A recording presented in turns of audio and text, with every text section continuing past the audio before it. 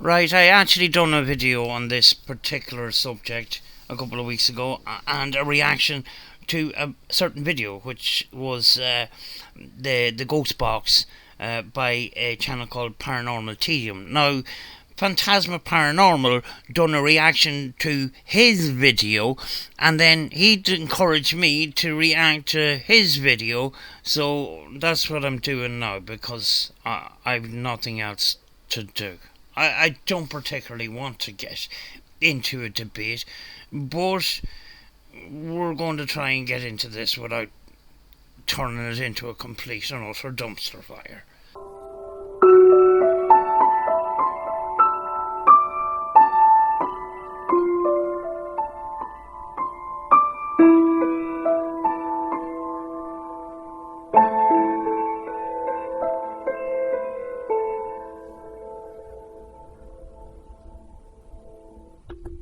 Right, before we get started, who do we have here? We have Fantasma Paranormal, who done the reaction video to Rich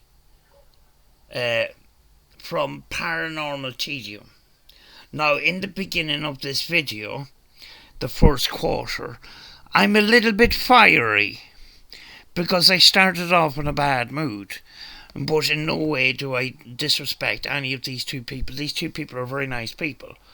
I've just been a little bit passionate at the beginning because, you know, we're gone into a subject of is the spirit box real or not, and I'm just fed up with it.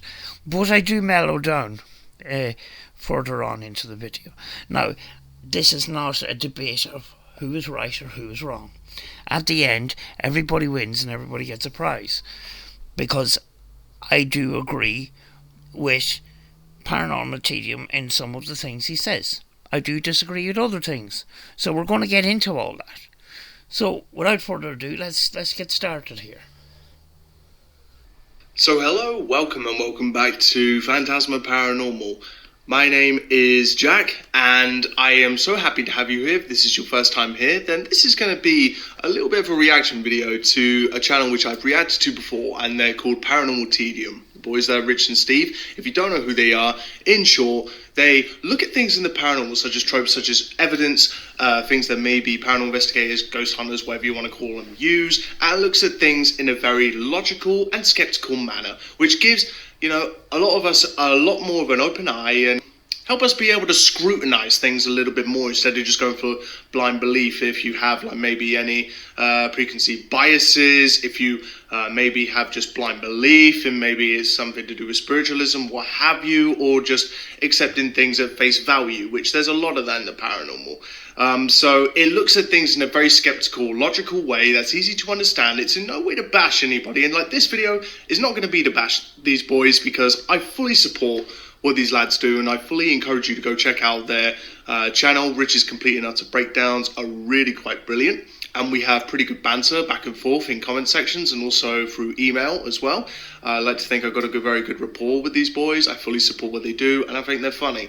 So it shines a really nice light on just saying things as they are. Like there's been, you know, obviously some of our experience, they are a little bit different. So my experiences may be a little bit different to theirs with in certain circumstances, but I'm fully willing to acknowledge that I could be completely wrong about things and be willing to accept other people's input, which is not very common for the paranormal. The paranormal world is very much ITC, Israel Transcommunication, whatever you want to call it. It's very black or white. A lot of people are very black or white. It's either you believe or you don't, you're just a hater or whatever. But I like to think that there's an area of grey. This video is not in a way to say I'm right and they're wrong, or, you know, they're right, I'm wrong. It's nothing to do with that. Hey, can I just step in here? Hello, Jack. Hello, Paranormal Tedium. Can I ask a question? I don't mean to be an Aaron Ra about this, but why the fuck are we talking about this? You know, this debate has, you know, that ship has sailed years ago. You know, we know the spirit box works. The question is, why does it work? Why are we getting into a debate of whether the spirit box works or it doesn't work? We know it fucking works. So why are we questioning the fact that it works? You know, and the other question is, where's the data? There's loads of ITC researchers, not ghost hunters, that have gathered data for the last 20 years. Where's these people's data? You can't just make an assumption on a method or a piece of equipment without data over a number of months, especially with the Spirit Box. So I don't know why we're having this conversation, to be honest with you. I just don't. It really is just to continue the discussion, just forward the conversation, and I will explain why maybe my experiences may differ, and just to why I want to talk about this and why I kind of want to react to a lot of the things that Rich was saying in this video. There's a few of them which I do definitely agree with, and a few of them which I did kind of go, okay, that's interesting. That's something for me to really, take some stock in. But some of my experiences have been very different, and obviously, none of us are going to have the exact same experience, because if we did, it wouldn't be called the paranormal, would it? And, these lads are fully willing to accept that they could be completely wrong, which same as I have to accept I'm completely wrong. Listen, there's people out there, not ghost hunters, I'm talking about ITC researchers that base everything that they do around ITC. There's a number of people that have gathered data for the last 20 years. And that's what we go on, along with our own data. If they can't understand that data, or if they don't want to accept that data, that's on them, not us. But there's only a small number of people that I've seen who will actually challenge the most, common beliefs, and they will just completely just go for it. And it just seems that nobody in the paranormal really, aside from a few, have got any guts to really just say things as they are. But I appreciate what these boys do. I fully support what they do. I appreciate what they do, and it's just logical, easy to understand. But this video, like I said, a few things I agree with, a few things I don't.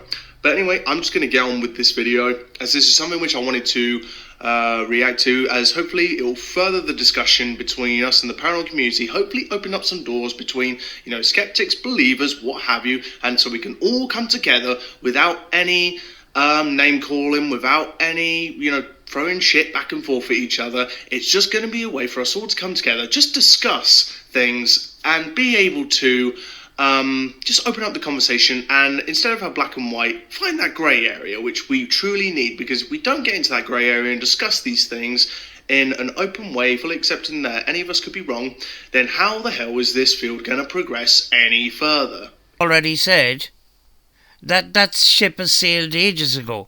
What we should be discussing is, why does it work, and how does it work, and who we're actually talking to. Because I did hear that you mentioned spirits, and I have mentioned spirits in my recordings before, and recently I've stopped doing that, because actually what we're doing is we're actually putting a label and making an assumption to a communicator that we can't see, and we're just very often we're going on the assumption of other people. That would include, TV shows. And I know TV shows are going to come up in this, which is, has both a good and bad effect. The good effect is that ghost hunting shows have brought the paranormal out into the mainstream. The bad side of it is it brought the paranormal into the mainstream in very often the completely wrong type of way, where the paranormal is scary and it's all spirits and and it's all based on assumptions. So there is things I am going to agree with you here, but I'm just a little bit annoyed that we're still having this conversation. We should be questioning other things. You know? It won't. So anyway, I'm going to get on with this video for Rich's complete and utter breakdown of the spirit box. So without further ado, take it away, Rich. If you check out pretty much any of the ghost hunting TV shows and YouTube channels these days, then you'll no doubt come across one of these little buggers.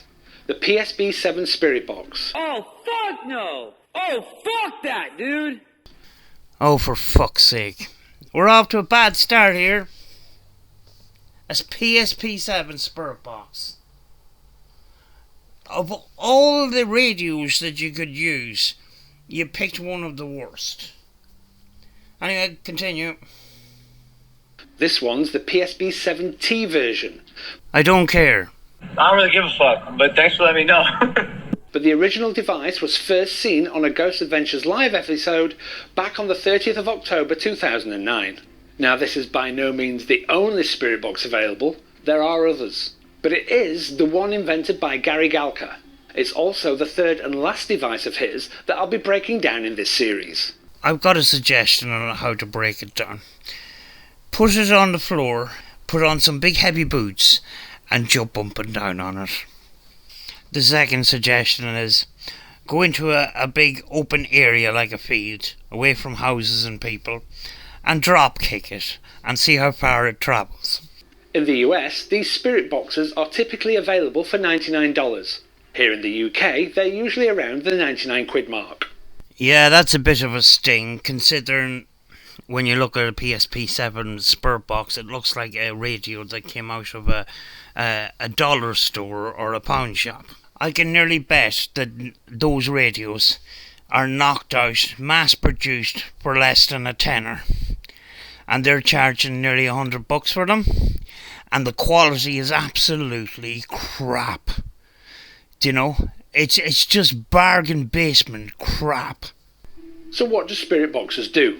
Well, the ProMeasure website, which is the site where Gary sells all his ghost hunting devices, direct to the gull. I mean, to ghost hunters. I know this ain't exactly related, but, you know, like Rich likes to do this, just pokes a little bit of fun, you know? It's just a little bit of banter, so don't worry, like, all of us are going to have different opinions, and you got to accept you've got different opinions, but there is a lot of times in the comments that even if me and Rich or Steve don't agree with each other on something, or there's just something which we're maybe just unsure about, whatever, then just have a laugh, have a bit of banter. There's nothing wrong with that, and there's no need for like name calling or any of that. Did Gary kick his cat or something? Shit. Actually, at the beginning of this video, I may have sounded a little bit harsh, but, you know, in fairness, Paranormal Tedium do have some great points. I mean, like, when you think about it, we have, you know, we have seriously good advancements in technology in the last 20 years. And what have ghost hunters got? They've got cat balls, you know, made in China, mass produced, and, you know, robots and all this kind of stuff. Surely we can do better than this, like. You know, so, you know, I do see the point here. When I mentioned robots, I didn't mean, you know, real robots. I mean toy robots that have a reactionary, you know, sensors on them and stuff like that. That are used in ghost hunting. That along with cat balls and other silly looking things, you know. I do understand the frustration here. So, that's just this only little bit which I wanted to say, just about that little bit here. States that, when used by properly trained individuals under certain circumstances, our spirit box will provide results similar to that of an EVP recorder, but in real time. Is it possible to speak to Jesus? The site doesn't elaborate on the certain circumstances, and I'm not sure your everyday ghost hunter qualifies as a properly trained individual either, but we'll just run with it.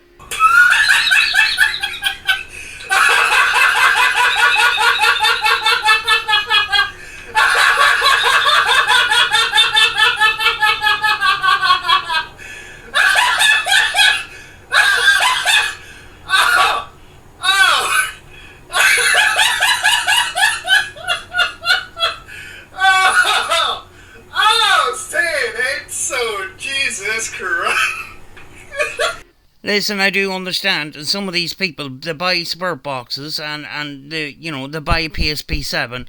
They don't particularly look at the instructions and that. They just take it out and say, right, let's talk to the spirits, making a complete assumption straight away, and then get disappointed when they don't have communication the first time. You know, it's not a telephone. It's not a CB radio. It's not a telephone. And a lot of these people, they make videos and they come across as, oh, guys, I bought a PSP-7, so now I can talk to spirits. It's a little bit more complicated than that. And, you've got some of these beauty channels that delve into the paranormal a bit, and they put on their makeup and they go, guys, I've got a different video for you today. We're going to look into the paranormal. And guess what, guys? I bought a PSP-7 spirit box, and we're going to reach out to the spirits and that.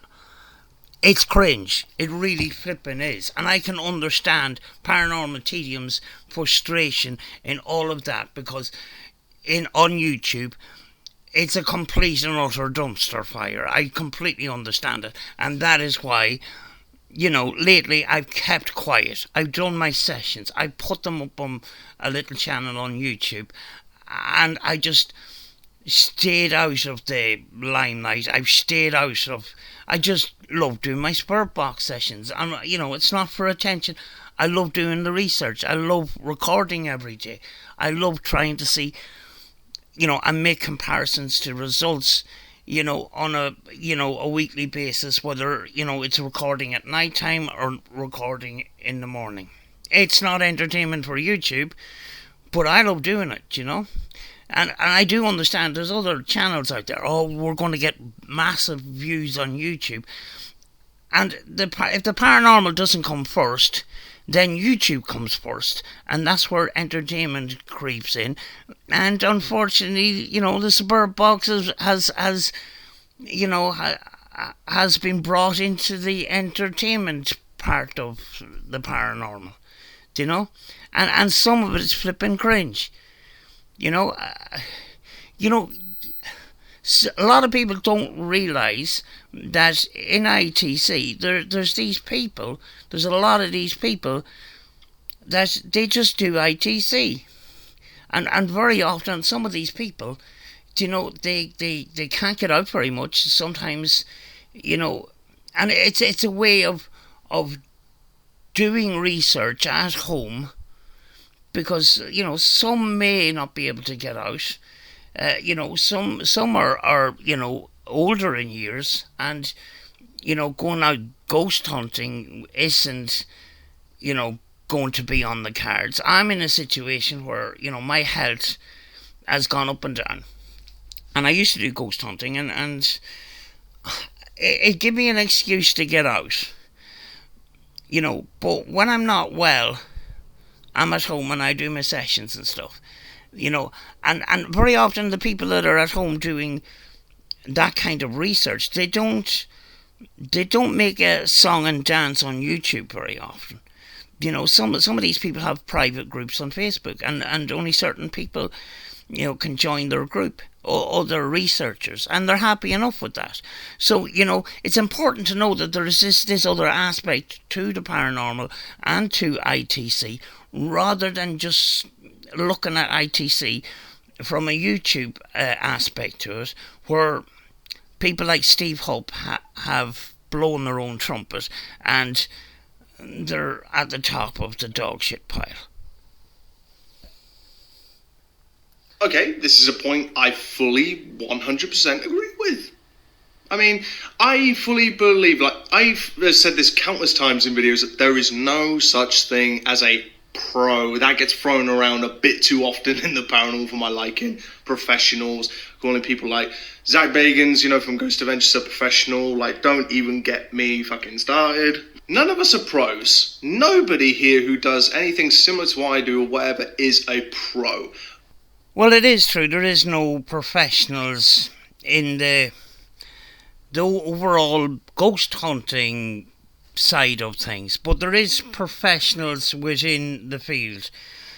For example, in ITC we have audio engineers, professional videographers, professional photographers, professional sound engineers, those kind of things. But overall, there's no such thing as a professional ghost hunter. It just doesn't happen. Zach Bagans, his background was, I think it was acting actually, and he's very good at it. When they started out, they were driving around in a Nissan Cube doing paranormal investigations, and now, he's built a pretty lavish life for himself, having a museum and stuff like that, and that is all through the film industry.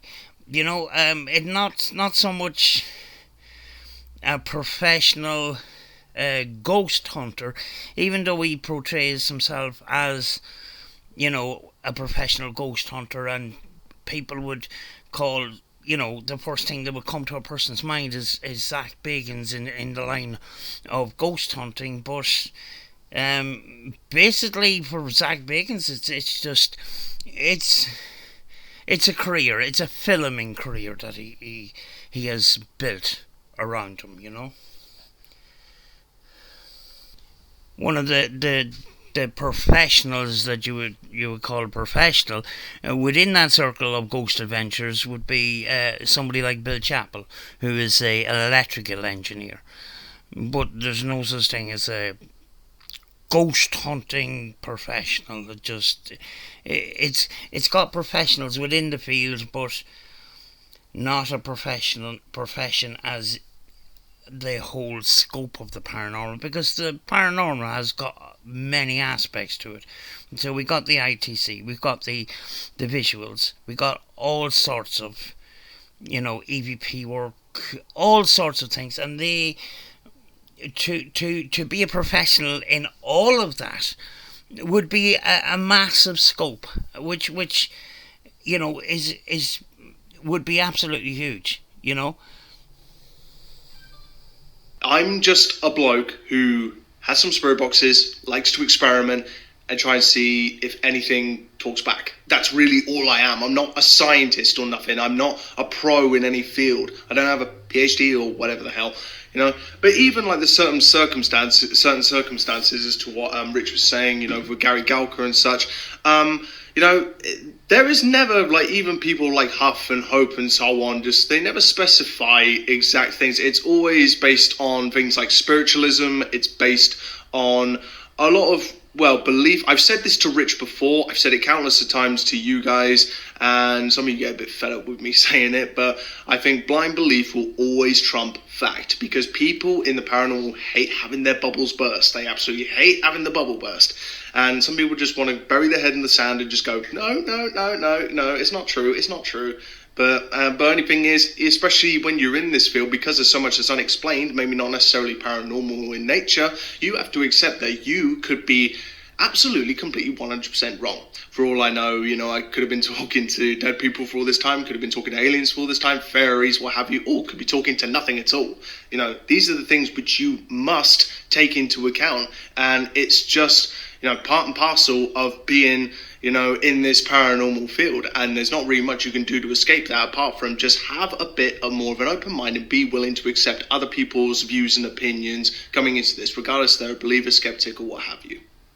In most of science, a paranormal conclusion to an end of an experiment or the explanation of an event is not acceptable, because then it's open to say, I can't explain this, so it must be paranormal. And very often, in most of science, to explain something and to come up with evidence of something, and if the evidence doesn't come up with a conclusion, they can't just simply say, it's paranormal, we can't explain this. They cannot explain things at a time, but maybe in the future they can. So that's why the word paranormal and a supernatural a supernatural explanation generally isn't accepted in science. Now, if you look at debates between Aaron Ra and Kent Hoban, you see one side where Aaron Ra, in general, doesn't he maybe he has some belief, but he believes in the evolution of mankind, the evolution of the world that we see now through an evolutionary process. Kent Hoban is basing everything off the Bible.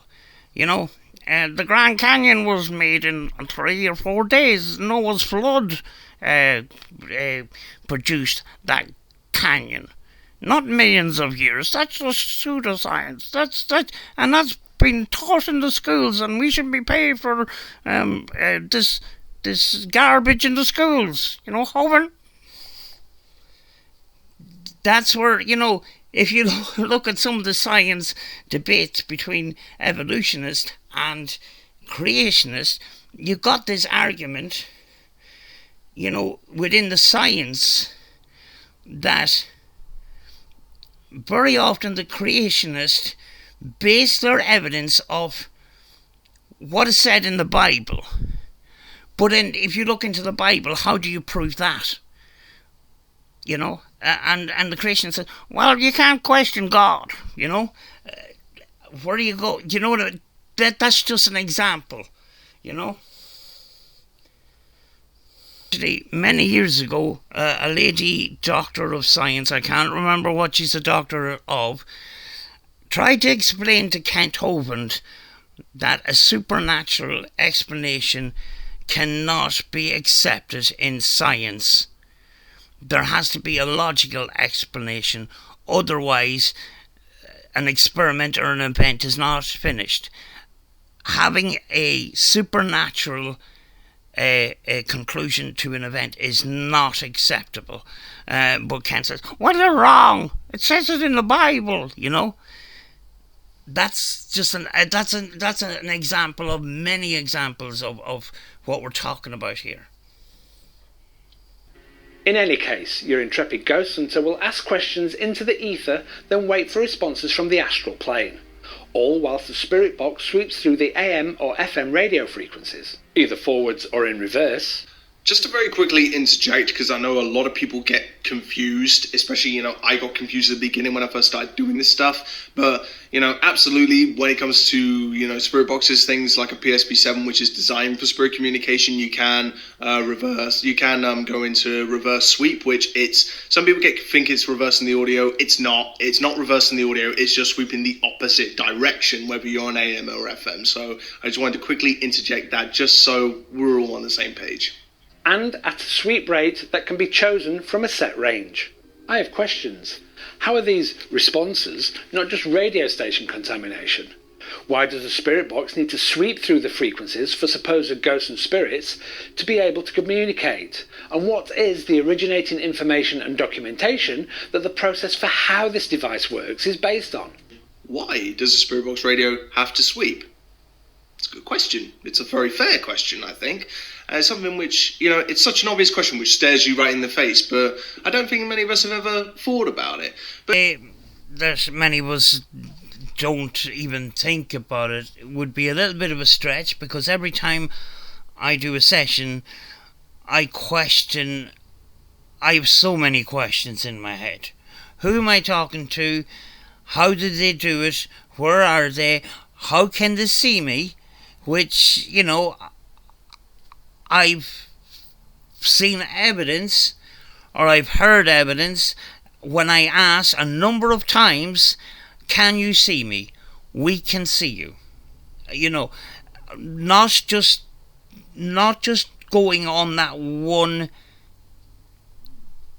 which could have been pure and utter chance, to ask those questions over and over again and to get the same response, then we have questions to ask.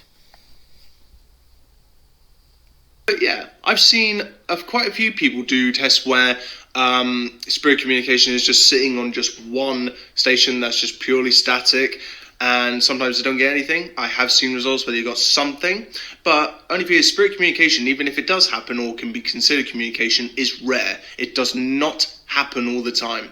Maybe 9 out of 10 times. You're actually repeating what order of magnitude says. You know, an order of magnitude does a spirit box session once every 3 months.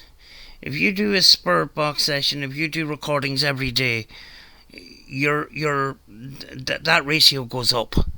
You know, I'm not shitting on order of magnitude, but you know, with ITC, you can't expect huge results if you only occasionally take out the spirit box.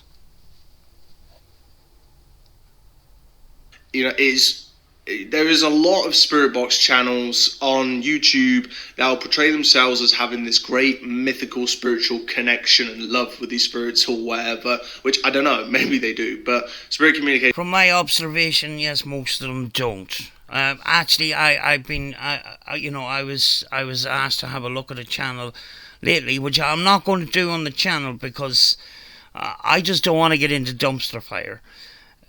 You know. There was one guy, and he claimed that he is one of the only people that when he turns the spirit box session on, he's guaranteed communication. And he refers to himself as the master because the quote-unquote spirit told him. Do you know? This is some of the things that we have to sort of put up with, and this is some of the embarrassment that we have to put up with on YouTube. You know, along with Hope's you know, major claims of breakthroughs in spirit communication, and he keeps throwing out the word proven. There's nothing actually proven. You know, he's just because he says it's proven and you know, it's scientifically proven, doesn't mean it is when it comes to Steve Hope. Just saying. Why am I talking about Steve Hope? We're supposed to be talking about ITC here. Steve Hope isn't ITC. He's an entertainer. Does not happen 100% of the time whenever you switch a spirit box on. It just doesn't. I don't know why it doesn't, but it just does not happen like that. But whenever I have gone through a sweeping radio, whether it's going to be a PSP7, for example, even something which is not designed for spirit communication for that purpose, which may be like a Roberts radio, which I've got, and or maybe a Jensen, something like that, or maybe a COS, when it's hacked in a certain way or hacked, broken. To call an altered radio by, you know, a homemade hack, call it a broken radio is a bit of a stretch. You know, it's not a broken radio, it's just altered to do a specific job. Actually, I've done hacks here where I have cut a mute wire on a radio and then connected it up to a switch. So I can use it as a spirit box, but I can still use it for its original purpose by flicking the switch and turning it back into a radio. Is that broken? I don't think so. It's just altered. Soldered, snipped a wire to basically make it scan, you know, through either AM or FM without stopping. This is where I don't understand the distinction between the PSP7 or S-Box, which is marketed, and I put in quotes, marketed as a spirit box, as opposed to a Jensen or a COS that's been hacked by a person. They're all radios. They're all radio circuits that are altered in a specific way. You look at the S-Box and the TB1, which is a radio similar to the S-Box. I have one here. It's a black radio. I have seen that black radio on the market as a radio. And I'm nearly sure that I also seen an S-Box radio marketed as a radio. So these radio circuits are altered in a different way. And, you know, some of the modern hacks now, there is sweep circuits put into it where you can alter the sweep circuit. You can alter the speed of the scan and that. They still originated as a radio. So a PSP-7 is made from a radio circuit. It's still a radio. The only difference between, you know, the PSP-7, 11, S-Box and such devices and a radio that's homemade hacked, the only difference between the two of them is marketing. PSP-7 is marketed as a ghost box, and these other radios are marketed as radios altered by the user. You know, at the end of the day, they're still all radios. It's just the marketing that is different. Right? So, whenever I've done that, admittedly, yeah, I have to accept that, okay, this could be something, or it could be radio. You have to accept that. That could be a possibility. All I'm saying to Rich is that I have had communication I cannot possibly explain. Not saying it's spirit, but it's so back and forth. I've only had a handful of occasions I can count on one hand where it's been really back and forth. I can't explain that. Could it just be coincidence? I don't know, maybe. But from doing this over a long period of time, I was just maybe half the time yes, maybe half the time no. But all I'm saying is I have had what might be communication that I cannot possibly explain in that regard. There's this guy called Joshua Sean, and he's got a channel called 0GITC. And he started doing live streams of spirit box sessions. And a couple of weeks ago, he went live, turned on his spirit box, and this guy is an audio engineer, right? So he's running the spirit box, and in the middle of the spirit box session, he's obviously sometimes reading the chat and answering questions and stuff. A conversation came up about Frederick Jurgensen, and he was talking about Frederick Jurgensen. Next thing, the radio comes up with Frederick Jurgensen, and it was clear. It was absolutely clear. So, you know, you've got these occasions where the chances of a radio program talking about Frederick Jurgensen, I mean, like, the general public don't even know who Frederick Jurgensen is, and most likely don't give a shit. So, you know, that odds is extremely slim. It happened a couple of weeks ago. He didn't make a song and dance about it. The stream is just basically, you know, spirit box sessions or live spirit box sessions. You have to go back a couple of weeks ago. He didn't actually make a song and dance about it. But the thing is, right, somebody else that jumps to conclusions could hear Frederick Jurgensen and freak out and say, "Oh, Frederick Jurgensen, is that you? Oh, it's great to talk to you. Are you happy in the spirit world?" That's what you see an awful lot, where this, you know, a person would jump to conclusions and think that Frederick Jurgensen is starting to talk to them, where, in fact, from what I've seen and what I heard, Joshua Sean mentioned Frederick Jurgensen, and a communicator repeated back that name. Now, can it be proven either way? No. And how do we prove it? I don't have the answer to that either. But, you know, you've got these occasions where these things happen. I have a number of examples myself, and I haven't made a song and dance about them either. They're just in the spirit box sessions, you know. You know, so, you know, that's an example of what we are dealing with here, which is very complicated to try to get to the bottom of. You know, in science, you try to get to the bottom of something, but how do you get to the bottom of something like that? How do you get to the bottom of the paranormal? You know, is it outside the realm of science? Do you know?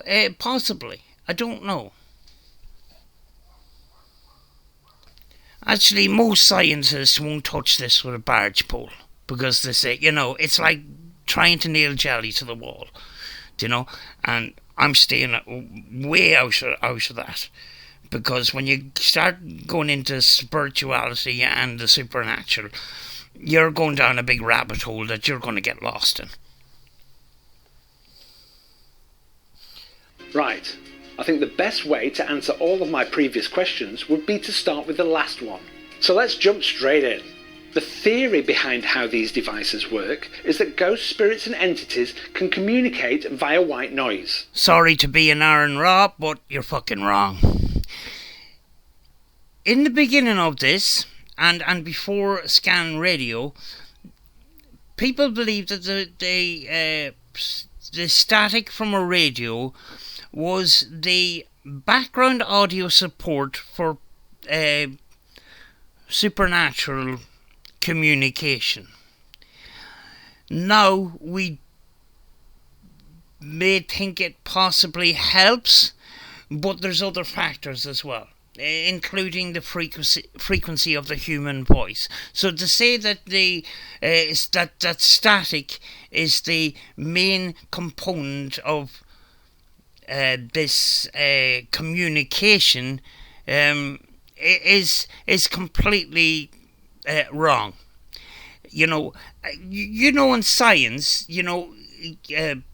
people in science come up with a theory, and over time, these theories may change based on other evidence. Now, creationists say, well, scientists are always changing our mind. Our model for the creation of the earth has always been the same. It's been based on the Bible, and that hasn't changed.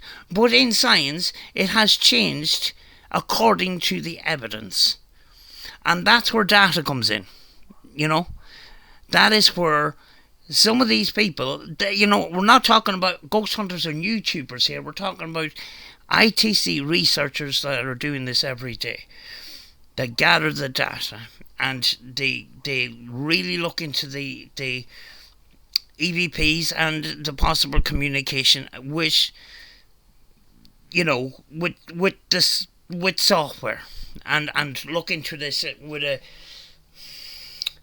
It's at the same time, it is a theory, but to just blanketly say that spirit communication or paranormal communication is done through white noise is it's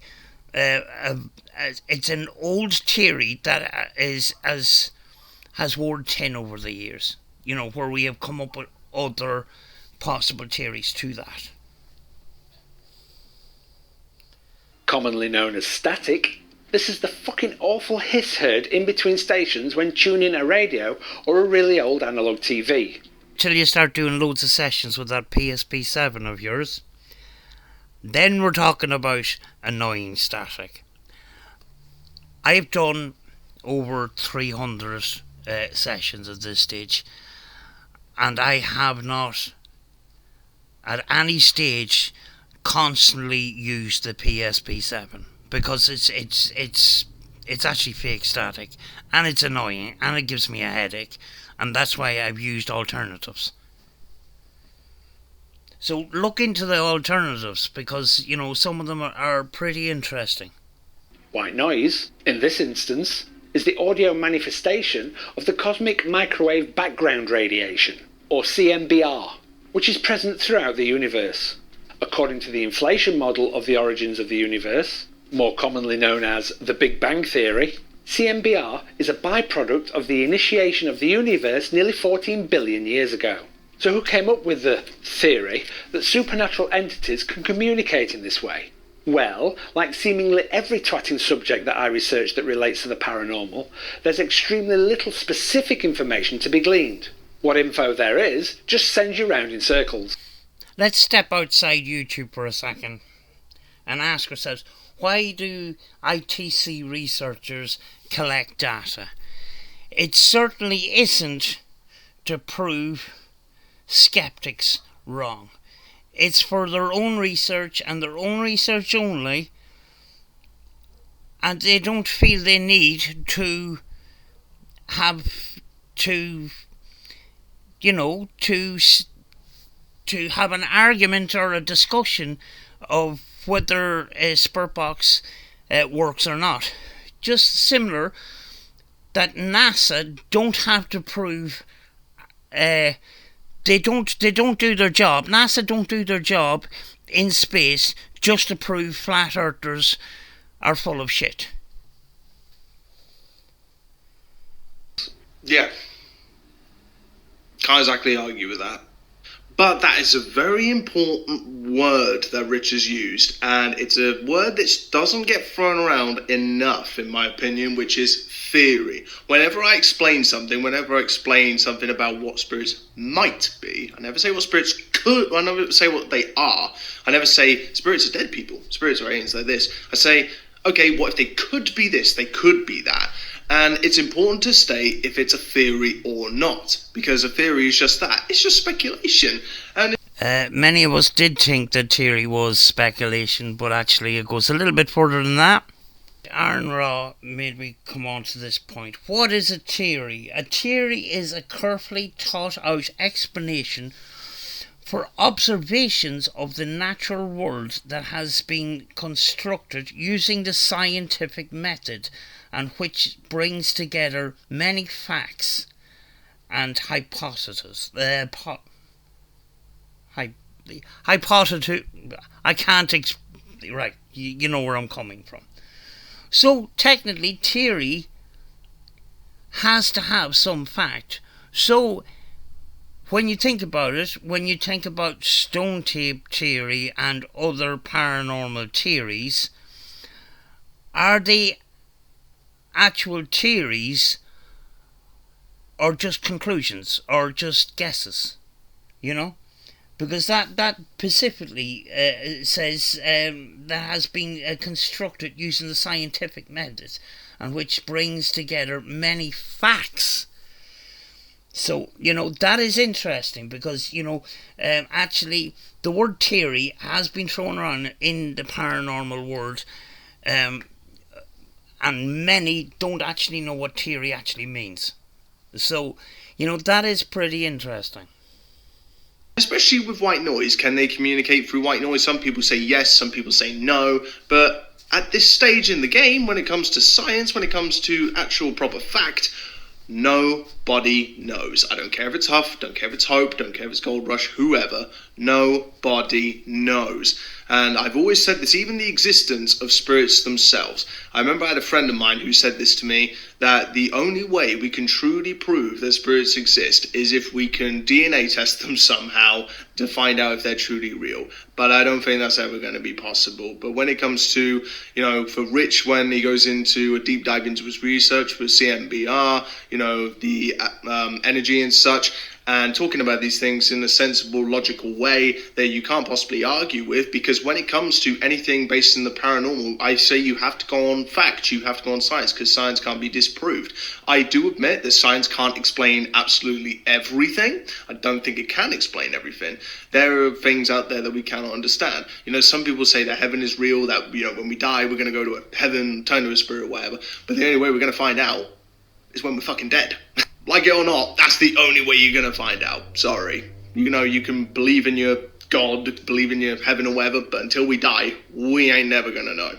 Even just to add on to this, there are many people who, I'm going to say his name quite a lot, I imagine, in this video, but Huff Paranormal will often say that spirits speak through manipulation of audio. While that's a very good theory, it is just that, a theory, but yet categorically states this is a categorical state, that this is how they speak. But guess what? He don't know, we don't know, we're not scientists, all we can do is research and just make some educated guesses, I guess. So a lot of the paranormal is speculation, otherwise it wouldn't be called paranormal. It would just be called normal if we knew everything. That's why it's called paranormal or unexplained.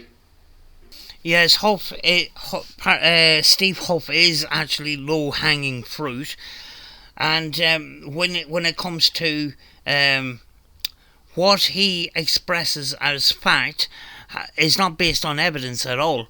And this is where, I would agree with Rich in that aspect, that, what he is saying is proven has never been proven. He throws this proven word around an awful lot, but he doesn't have any evidence to show. And you can't go and say that his videos are evidence when they're chopped up into a million pieces like a blockbuster movie. He is a good editor and all the rest of it, but, if you're doing ITC and that, if you don't show the raw audio, what's the point? Because, there can be manipulation of audio by the editor between cuts. It's just that's just the way it is. That's contaminating evidence in a way. But Steve doesn't listen. I don't know if he's in a world of his own and thinks he's better than everybody else and comes across that way, for YouTube purposes and that. But these are the embarrassments of the paranormal community, and I can understand Rich's frustration because many of us are. It's a simple fact, and the scientific community actually recently started talking about the paranormal community, maybe because they got fed up with flat earthers. But the first thing that was brought up that I had seen was Steve Huff, and that was with Simon Dan. When he announced at the end of one video that he says, next week we're going to look into the paranormal, I'm going, oh fuck, and then I started guessing maybe he's going to look into the Huff Paranormal, and I actually did, because he's just low-hanging fruit at this stage, He's just a meme. If anyone, after watching this vid, has a definitive lead, then please let me know down in the comments. What I would suggest, though, is that the theory was most definitely impressed on society's collective subconscious by the release of the movie Poltergeist back in 1982, and is most probably responsible for most of today's current belief in this theory. I've never watched these kinds of movies, and I've never seen Poltergeist actually, but people like Marcello Bacci was doing research and using radios way before Poltergeist came out. I don't know when Poltergeist came out, so I don't flippin' know. When I first watched this, I was really happy that Rich actually brought this up, because I've spoken about this before on my channel. I did my own video on this particular subject about how movies and television can really influence how you think about the paranormal, about spirituality, ghosts, what have you. It can really do a lot to influence you. Like, there was a lot of, even, I suppose, we're all guilty at some point that even when I was a kid, whenever I'd watch horror films or anything that's related to the paranormal, it would always seem to be, okay, it portrays as this, says it's a true story, so it must be this way. But, you remember, nobody was really scared of the Ouija board until The Exorcist came out. You got to remember that just because a film is classed as based on true events, it's based on true events, but it's not a recreation of true events in most cases. When it comes to film companies like Hollywood and big film companies, when they cover something like this, the true story maybe not interesting enough for the TV screen. So, there is alterations involved in making those films, because the main object of making a film is to attract viewers and attract revenue. So there is very often twists of the truth in a lot of these movies. And another thing about films, both fiction and based on true stories, is it very often portrays the paranormal world as a scary and negative and demonic place, which is, it's not a true vision of the paranormal if you look into it deeper. It does make you think. And plus, I have always said, that the way it's portrayed in like TV shows, for example, like Ghost Adventures, I just think of Zach Bagans as an actor, a very good actor, I will say. But I'm not saying they don't get genuine evidence. I'm not saying they don't, but at the same time, it's... You watch a horror film to go get scared. It's not a horror film if it's not scary, So if there's not jump scares or anything like that. What makes a horror film a horror film? What makes a comedy film a comedy? But it is just that. It's designed to be a certain way anyway. And there's a lot of stuff, especially about when Satanism, for example, is introduced into horror films, which a lot is just so fucking wrong and it's so irritating. And it presents this stereotype as to what that represents the paranormal, what represents something that's related to horror or related to a certain group or ideal or such. And TV and movies can have a very big influence and impact. And a lot of what my a lot of friends believes, I have spoken about the Ouija board plenty of times, for example, relating to The Exorcist, and I've said the Ouija board, I fully believe, is a ton of bollocks. I'm sorry. Some of you believe you got genuine evidence. I am sorry. Until I see that planchette move on its own, I will not believe in the Ouija board. I am sorry. You can't convince me, because how do you know, there's not in your subconscious that you are moving it? How do you know? You don't know what may be at play, and there's been science, from that, which I fully, and plus the Ouija board, for example, was sold, as a toy, was sold basically as a toy for families and even for couples at one point. And, there was just nobody batted an eyelid until films like The Exorcist came out, and then suddenly it exploded all of a sudden overnight of all these things which are just so blatantly wrong. So it is amazing, and I fully agree with Rich, what he said about the fact that movies and TV can have a very big impact on your subconscious mind and have a very big impact on beliefs going forward. Fully believing that it's like that anyway. It's like seeing films such as The Conjuring, what else, Insidious and such. I fully believe that's what kind of the paranormal was really like, until I started to get into doing this myself, and I was like, oh, lo and behold, it's nothing like it is on TV. It's nothing like it is, in films. In fact, sometimes it's quite downright fucking boring. And that's just the reality sometimes. I mean, I don't find it boring. I find it really interesting because I've done this for so long. But it is really, truly amazing, the impact which, that can have on culture. Jesus Christ, Jack, I was trying to find a gap where I could cut in and put in my little piece. And you talk so fast compared to me. I just couldn't find a gap. But you started off there with the Ghost Adventures. In the beginning, I got some inspiration from watching Ghost Adventures and the TV shows and stuff like that.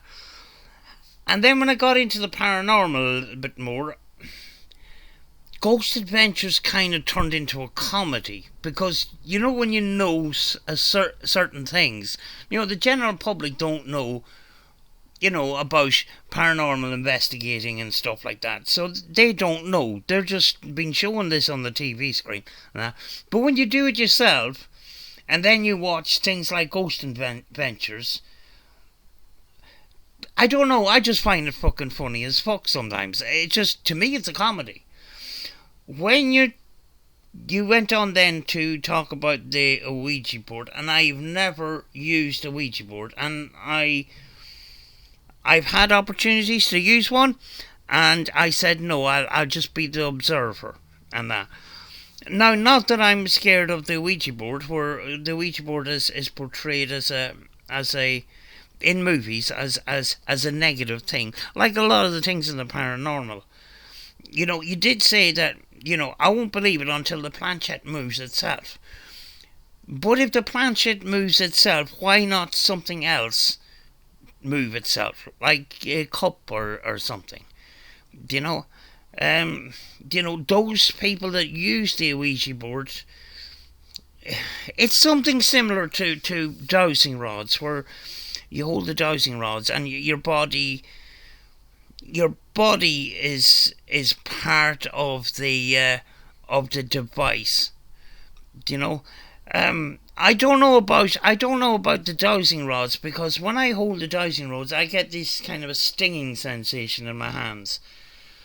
I don't know what that's about, but in order to, you know, there's been plenty of videos on YouTube about, I debunked the dowsing rods, I debunked the Ouija board, but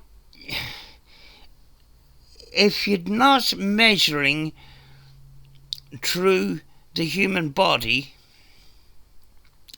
and looking at that aspect, you can't actually debunk it. You can't debunk it by, you know, making a guess that somebody's moved it with a conscious mind. Now, how do you measure all of that? I'm not a medical expert, but I would guess that, readings and measurements from the human body would come into that. From the research I've put into this subject, it appears that the theory most probably originated out of the quest for EVPs, with the likes of Attila von Saleh, Friedrich Jürgensen and Konstantin Rodive. Dare you to say all that 3 times, very fast. But whereas these early EVP progenitors were only recording alleged spirit voices onto vinyl or reel-to-reel tape for later review, a spirit box alleges real-time two-way communication. So who came up with that idea? The first of these devices appears to have been the Spiricom. Oh, that's fully correct, because Marcello Bacci has been using radios for, had been using radios for decades, and, before the Spiricom came into being. I'm nearly sure. This device was the brainchild of one George Meek back in 1970. ITC researchers were actually using radios before that, but it's not important, let you get on with your point here. Meek claimed to have gotten the design information via a medium from the spirit world. There's a couple of flies in the ointment here. Right, Bill O'Neill was at most point the only person allowed to use the Spiricom for the communication. But at some stage, I think it was Sarah Estep, got a lend of this device, and her results were not as good as Bill O'Neill. Now, here's where we get a bit controversial. Bill O'Neill died a number of years later in a mental hospital.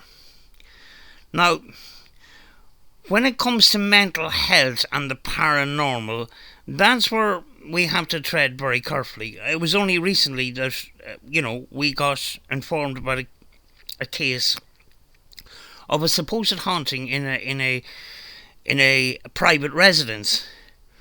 And when we looked into it, there was mental health issues in the home by a resident in the home, and that's where we had to not go any further because of mental health. Mental health being a possible factor in the paranormal. But there's over, I think, is it over 20 hours of recordings recorded of Bill O'Neill supposedly having a two-way normal conversation, not like a spirit box.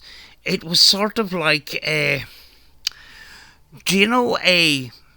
digital voice box. You know when somebody loses their voice and they have that digital voice box? It kind of sounded like that. So the question was the recordings manipulated by someone else with a device, such as a voice box? I don't know. But certainly, at the time, we actually done experiments similar in the late 90s, and we did question all of this, so I don't know. And I got told I was going to be gifted magical powers from an alien from the magical planet of Zog. Like, only thing is, you people, I see it so much in the paranormal saying, my guides told me this, or God told me this deity told me this. How the fucking hell do you know? Here is where we have to be very careful. And, we have to try and distinguish what's spiritual and faith belief and what is science. Right? I've been doing ITC for sort of 3 years. And I have a lot of hours actually invested in this. Not once have I been told about a spirit guide. Yet Steve Huff will talk about a different guide every so often, and he will turn to his guide, whatever his name is. If I pick a name, right? If I pick a name, I say, right, David is my spirit guide. And I start running spirit box sessions. And I keep asking for Dave or David. I'm going to eventually get communicators to repeat the name David. Does that mean that I have a spirit guide called David? No, it doesn't. But there's a kind of a fine line here. We can call out people like Steve Huff. But, do we in doing so, do we cross the line of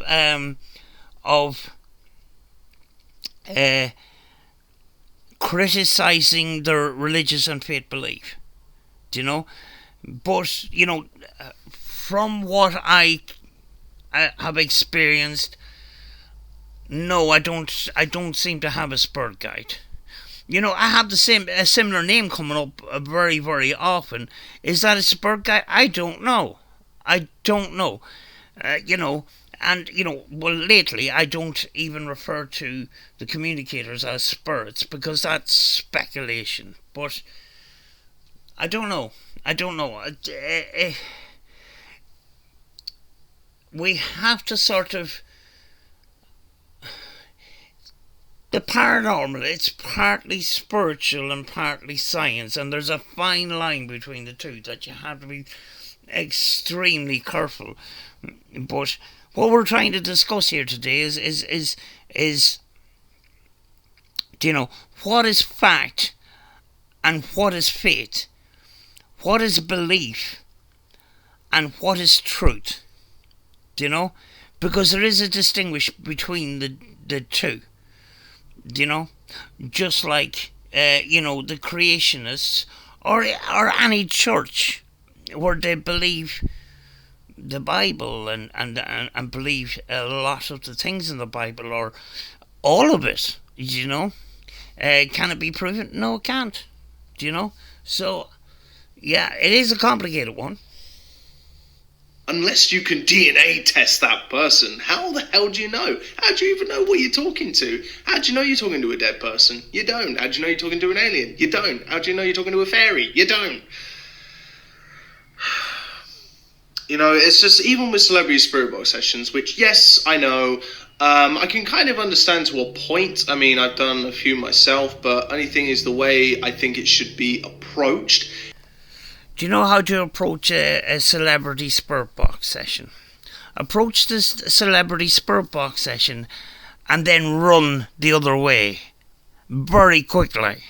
That's just my opinion. I think Spirit Box sessions was designed around YouTube, basically. It's an excuse to put a famous person in the title and a thumbnail and bring in all them views and stuff. Don't think it's anything to do with the paranormal, but it's just an opinion. And it's a trend that needs to stop. Is the way of, you don't know who or what you're communicating with, or if you're communicating with anything at all. But the only thing is, what Rich was saying about the two-way communication, it's not always two-way. A lot of the times, the spirit box doesn't actually work. It doesn't actually work. And communication is not 100% guaranteed. I don't know why, it just isn't. Would we like it to be? Oh yeah, absolutely, 100%, of course. But unfortunately, it just isn't. Can I just put in there for just a tiny second? I think what Rich was referring to was the two-way communication.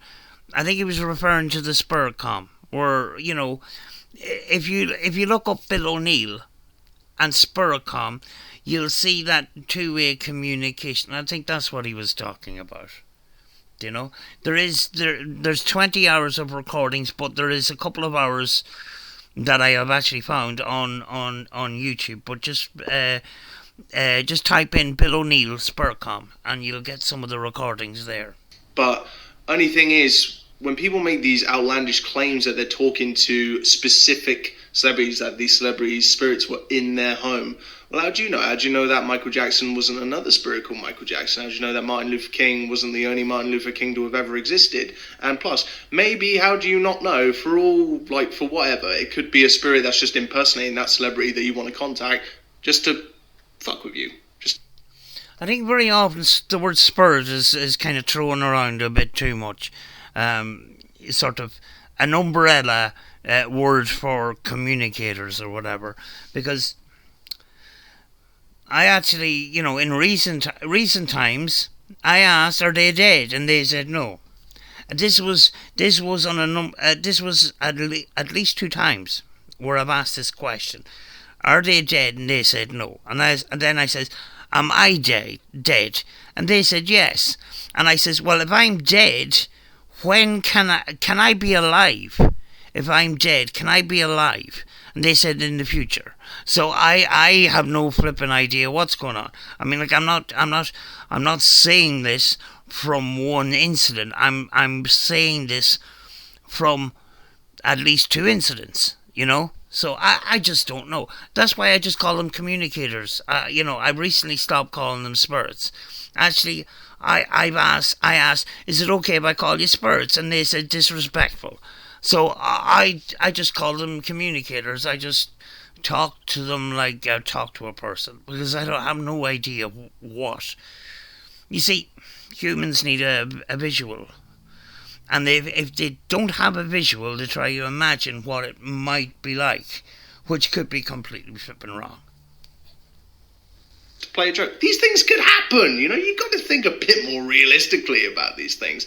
For all I think, I ask a question and I say, are you a dead person? And maybe I hear yes through a PSP7. How do I know that it's not like some alien up in a friggin' spacecraft that's just going, this dickhead? These things could be a possibility. I know it's a little bit silly and, I'm poking a bit of fun at this, but you know what? We have a good banter. We have good rapport back and forth, and we like to have a bit of a giggle about this kind of stuff, because there's a lot in the paranormal which I fully recognise, which is completely, ridiculous and completely stupid, quite a bit of it. But it's good to just poke a little bit of fun and just speculate, because who's really right? In 1975, Meek became acquainted with one William O'Neill, who was an electronics engineer and self-professed medium. O'Neill had also been working on a similar device, and in 1977 claimed to have successfully established 2-way audio communications with his spirit guide, Doc Nick. Hi, everybody! Hi, Dr. Nick! This interested Meek to the point where he and O'Neill began work on the Spiricom Mark III with guidance from Doc Nick. Have you seen some of the lectures from George Meek? I take it you probably have. And there's one where he he explains his theory on what the afterlife may consist of. And that is a multiple dimensions of levels of existence. That was based on biblical scriptures, and that line was, "There are many rooms in my Father's house." When it comes to biblical scripture, the biblical scriptures should not be any way involved in science, because it's not a scientific document. But it is actually an interesting theory, if you can call it a theory. I don't know, but it's a kind of it's a good, let me say, it's a kind of a good sort of guess, if you want. The last version of the Spiritcom was the Mark IV, and the complete 120-page technical manual is freely available online, to which I'll leave a link in the vid description. Before I move on, it would be remiss of me not to mention the Frank's box, and its creator, Frank Sumption. Also known as the Ghost Box, this device appears to more closely resemble modern-day spirit boxes, although it only swept through the AM frequency band. According to a blog on the Sinister Coffee and Creamery website, Sumption also claimed he received his design instructions from the spirit world, who also informed him he was a purple princess from a planet called Pleiades. The interesting thing about Frank Sumption is you'll find very, very little of, videos on YouTube of Frank Sumption making a public appearance. He was involved in a documentary about him, a while before he died, and he was doing a lecture along with a guy called Bill Chappell, a retired electrical engineer. Now, he believed that he was talking to both aliens and spirits, and very often the spirit of his dead son. But, as opposed to modern times where people are, on YouTube and doing YouTube channels, he didn't say any of this as a public statement for attention. So I don't know, But yes, he was the first person to create a device that used the scanning method that we use today. And it was Bill Chappell then was the first person to hack a commercial radio as a spirit box, which was the birth of what we do today, in hacking radios, and that was the 12-469, the little white radio from Radio Shack, and they call it the CHECKK. That was a kind of a fake iPod.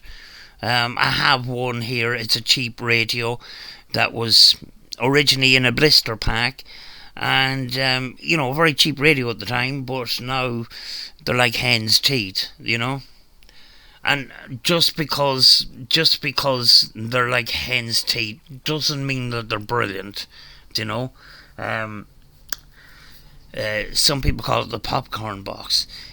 It works, but to get a full sentence out of it is very, very difficult, kind of thing. And it's got it's like a food. It's got an acquired taste. It's got a specific sound, if you know what I mean. Seriously, a purple princess from the planet Pleiades? Moving swiftly on, but a pattern does appear to be emerging, don't you think? Sumption made 180 of these devices, of which only 97 currently remain, and were given away for free. But only to those that the spirits instructed him to. As for exactly how this process is supposed to work, not one person within the ghost hunting community has been able to supply me with an answer. Trust me, I've asked. Are we talking about the ghost hunting community on YouTube or ITC researchers? Because there is a couple of people that you could talk to, in ITC that have been doing it for way longer than some of us, and have gathered lots of data. And you should talk to those, because, that could be interesting.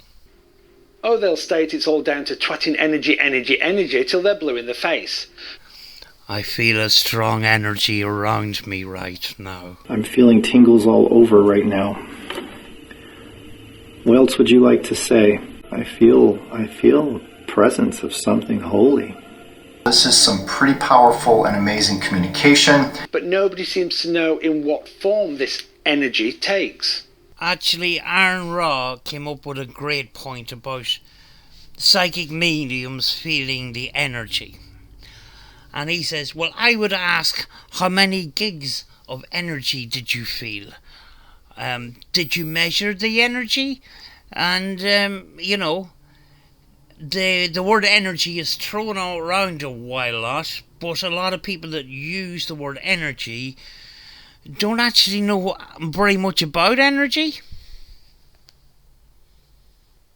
When it comes to the energy and the aspect of the paranormal, I think it goes back to, and I heard this when I was at school. My science teacher actually believed in the paranormal. I actually done some work with him,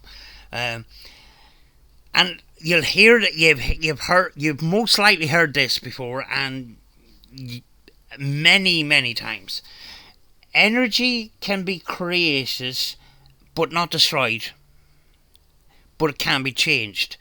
So if we produce energy and if we die, therefore that energy must form into some other type of energy and is always in existence. And that is the sort of the theory of, well then, ghosts must exist.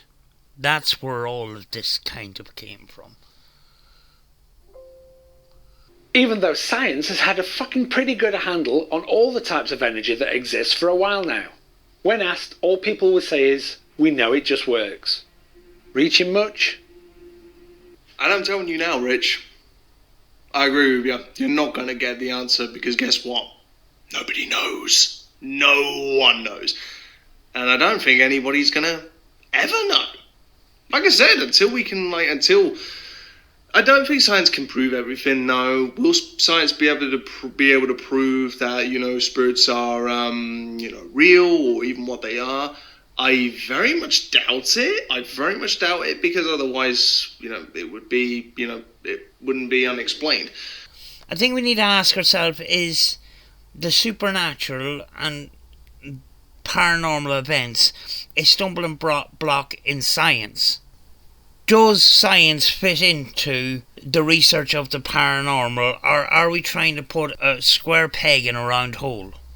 It is a very difficult sort of thing, the paranormal, because a lot of it is based on speculation and blind belief. Personally, I'm a fan of Frank's assumption, but obviously not taking a jab at you or anything, Rich. I am not taking a jab, I promise. I actually really love what you do. So, and plus, you gave me permission to do this, so we're going to poke a bit of fun back and forth. So, it's just good banter, really. But it's good to forward this conversation on a bit more. But there's so much of the paranormal which. There's, like I said, there's so many channels that believe we have progressed so far. We haven't. We are actually, in my opinion, we've been at a standstill for a long time, in my opinion. And I know some people are probably going to get quite pissed off with me in the comments about that. So all I can say is, bring it on. I won't lose any sleep over you. So have a Coke and a smile and shut up. By the way, points if you know what comedy special that's from. I don't know. Moving on to the second question. Why do spirit boxes need to sweep? Because they can't afford a vacuum cleaner. If supposed spirits can communicate via white noise, why not pick just one frequency that's purely white noise with zero radio contamination and try receiving ghostly voices there? This is where the ITC community can be a little bit divided. There is that section where using the scan method is a legit method, which I am part of. And then there's the other side where using a radio on a government station that's not in use and can only be used by the government. That kind of method is used, and some of them believe that using radio broadcasts like the scan method contaminates evidence. You know, you have people like Annabella Cardoso who would totally agree with you. Now, it doesn't do great for my argument, but I'm just being honest here. The method you described is called direct radio voice, which you're probably aware of. And I actually have been involved in that way before this scanned radio method came into being. And as I says, there's people that agree with that method and people who would agree with the other method, and there's people that agree with both. I just happen to believe in both. I just think that the scan method has more frequencies and more to work with than the simple static method. I've listened to static for hours and hours and hours when I was younger, and it can be, you need a lot of patience. I still use static for EVP recordings as a background audio support, which a lot of people in the ITC community believe that background audio support does help in bringing that voice and producing that EVP. No, I'm not talking about mumbled, gargled, mixed up voice with static. I'm talking about a clear voice and a clear response to a question asked through a recording device. The answers to these questions are inextricably linked to my first question about radio station contamination. Yeah, fair question. I had a little bit of a very loose theory, and I'm calling it a very loose theory. But the only way I can truly put it across to you guys is if you've ever seen Transformers, that terrible Michael Bay film. I freaking hate those films. But basically, Bumblebee is able to speak through a radio, basically, through the radio in his car body, because he's a Transformer. And is able to use part of like songs, parts of radio broadcasts, frequencies, and so on to basically create his message. Can spirits do that? Well, some people think they can, but the only thing is, the reason why that's very loose is because that would imply that spirits know what the next lyric of the song's coming up, what the news broadcaster is going to say if it's live. These are the things which make it a little bit tricky. But I say that is a fair question, and I think it's something for me, and I think it's something for all of us to consider, for the future, as, it's going to be going the way which, people really want.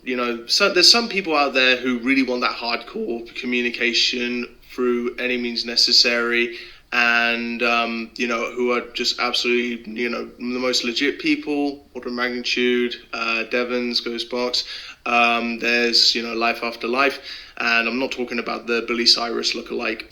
It took a while for the penny to drop there. Yeah, I know who you're talking about. Actually, my hair is kind of growing sort of like that, with a bit more curl to it, to be honest with you.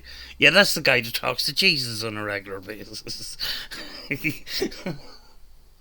Yeah, I get it now.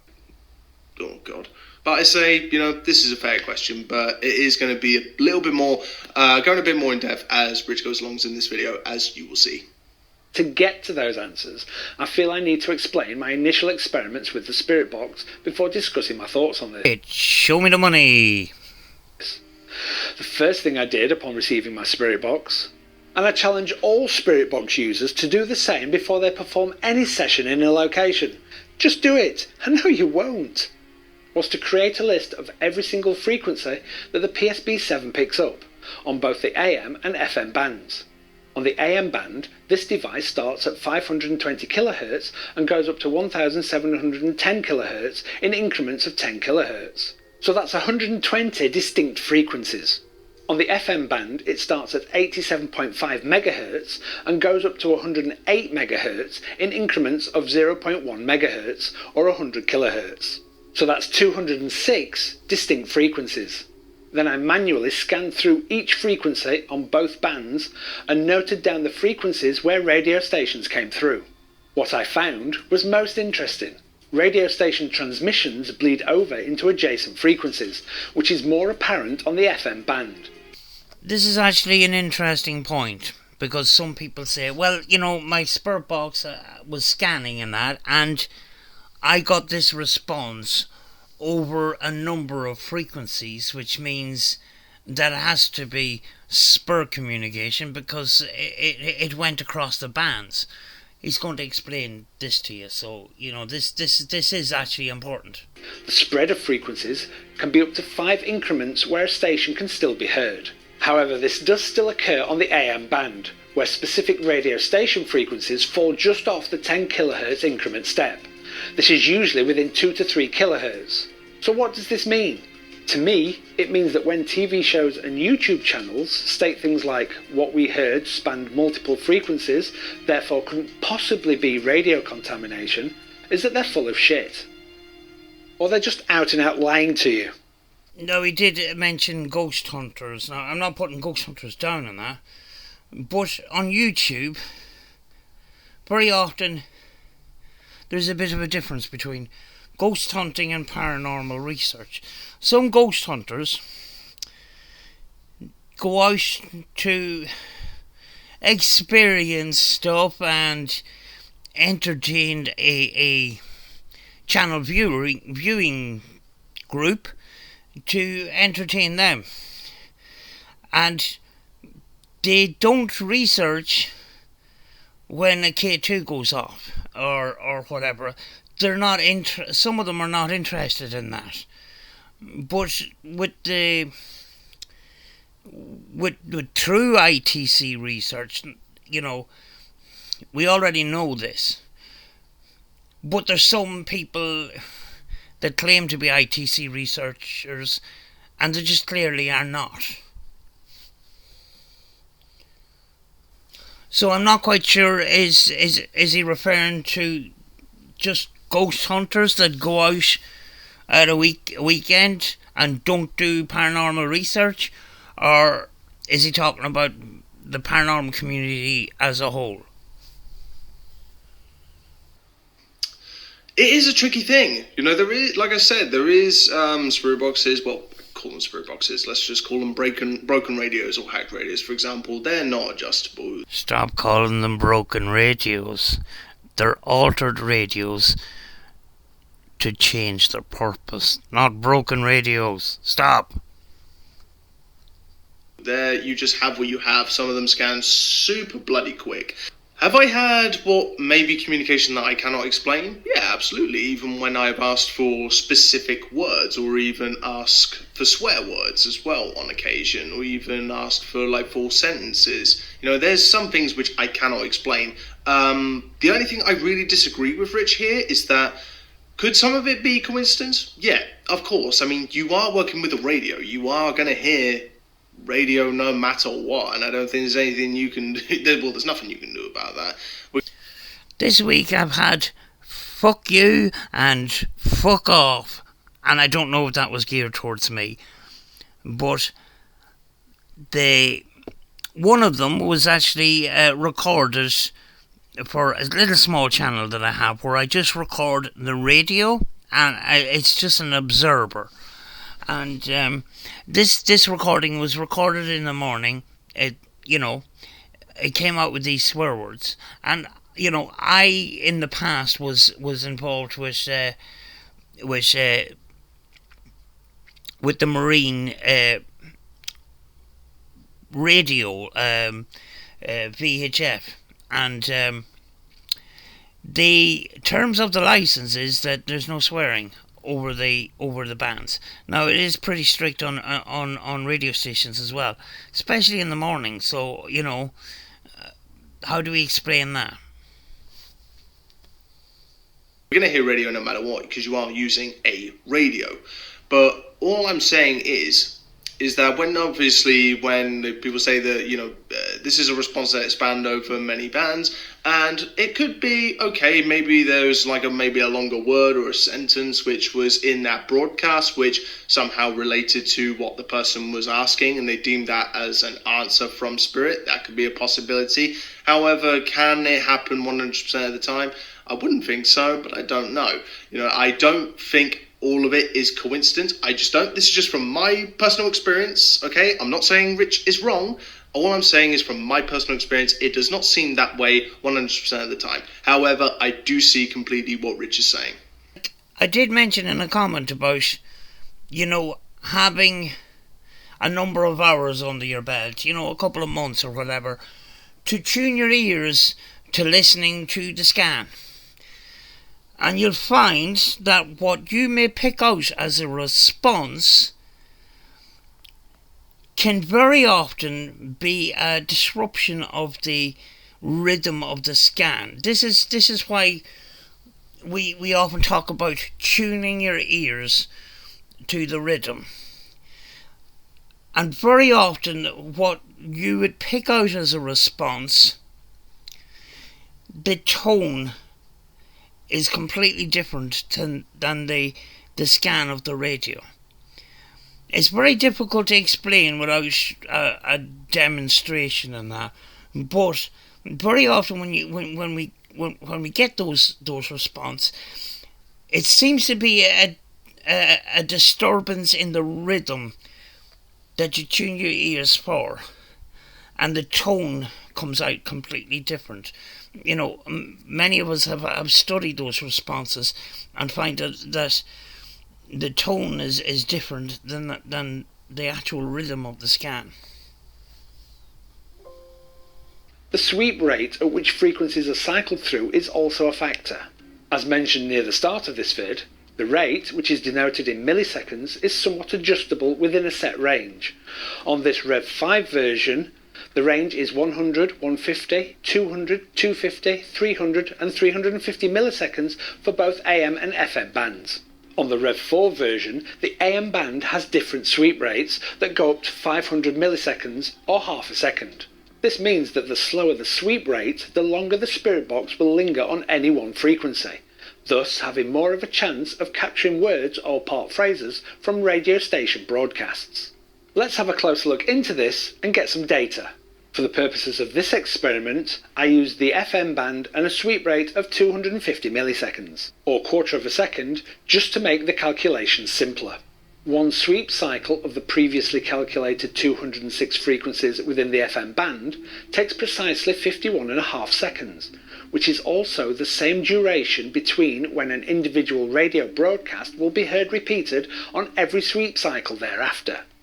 The number of radio stations received will depend upon the location of the device, and in some locations, the time the device is activated.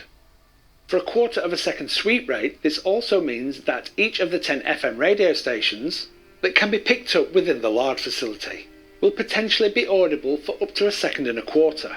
So a Rev 4 version, sweeping the AM band at 500 milliseconds, means that stations will be audible from between half a second and a second, all of which is ample time for a word or part of a phrase to be heard. Therefore, in this particular experiment, we hear between 10 and 11.5 seconds of intermittent partial music and speech every 51.5 seconds. Sir, can I go to the bathroom? But before that, can I ask a question? How many times did you conduct this experiment? Over how many months? Because if we're talking about doing this once or twice, we're wasting our time here. We're wasting our time having this conversation. So, can you tell me how many weeks or months did you conduct this experiment? Again, results and durations will vary, dependent upon the location, sweep rate, and how many stations can be picked up by the device in that particular location. As a control experiment, I also chose a frequency that was the furthest away from any radio station transmissions, and that received only white noise. I ran both experiments for 5 minutes and asked the same questions at the same intervals. The results are pretty conclusive and show exactly why spirit boxes need to sleep, because if it didn't, you wouldn't get any twatting responses. Is this pretty easy to understand? Yeah, absolutely, and I feel that, in my opinion, not saying he's wrong, not saying he's right, I feel he makes a very plausible argument. You know, it does make sense. I think he's basing this on white noise being the major factor in the communication, which we know now is questionable at best, because there's other factors involved, and that includes the resonance of the human voice and stuff. So, you know, I think he's actually running this on the basis of the static on the radio, which let's see what else he has to say. However, the only thing which I'm going to say to you, Rich, and, you know, obviously this video, you know, completely polite as anything. These are just suggestions even to you. You know, I like to think that maybe you learn something from me and I learn something from you. But the only thing I will say is repeat the experiment a few times. Because the only reason why I say that is because, let's just say we do, you know, definitely 100% get communication when it happens, right? Let's just say we do. So we get communication on the odd occasion. I would suggest repeat the experiments a good few times, not just the once, and then just deem it as, okay, it definitely doesn't work. I completely agree with you there. As I said in a previous point, you know, you cannot come to a conclusion on running an experiment once or twice, and even a few times is a little bit too little, you know. I mean, when we're talking about paranormal research, we're talking about ITC research, we're talking about, you know, at least months, you know. So yeah, you might have to try it a good few times before you even get any results. I mean, like I've always said to people, I could do maybe, let's just say 7 spirit box sessions in 7 days, for example. And in those 7 days, I might get nothing, or on that one day, I might get something, a word, sentence, whatever. That's all I'm saying. I would suggest just repeat it a good few times. And then, you know, I feel like, am I going to say, like, I have an authority to say, right, then you can make your decision? You can pretty much make your decision whenever you want. But that's just only just my small suggestion. You don't have to take it if you don't want to, but that's just what I would say. I would go as far as to say, after you've done the first 7 days, do a second experiment for another 7 days, and then compare both weeks.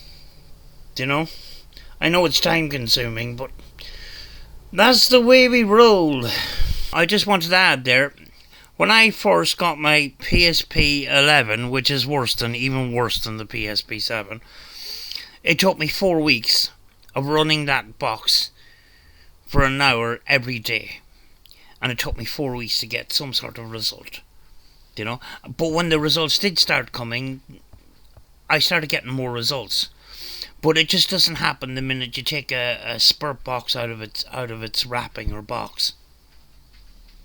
Now we've shown how these devices actually work and what they receive, we need to discuss what factors and processes are at play when intrepid ghost hunters appear to get responses.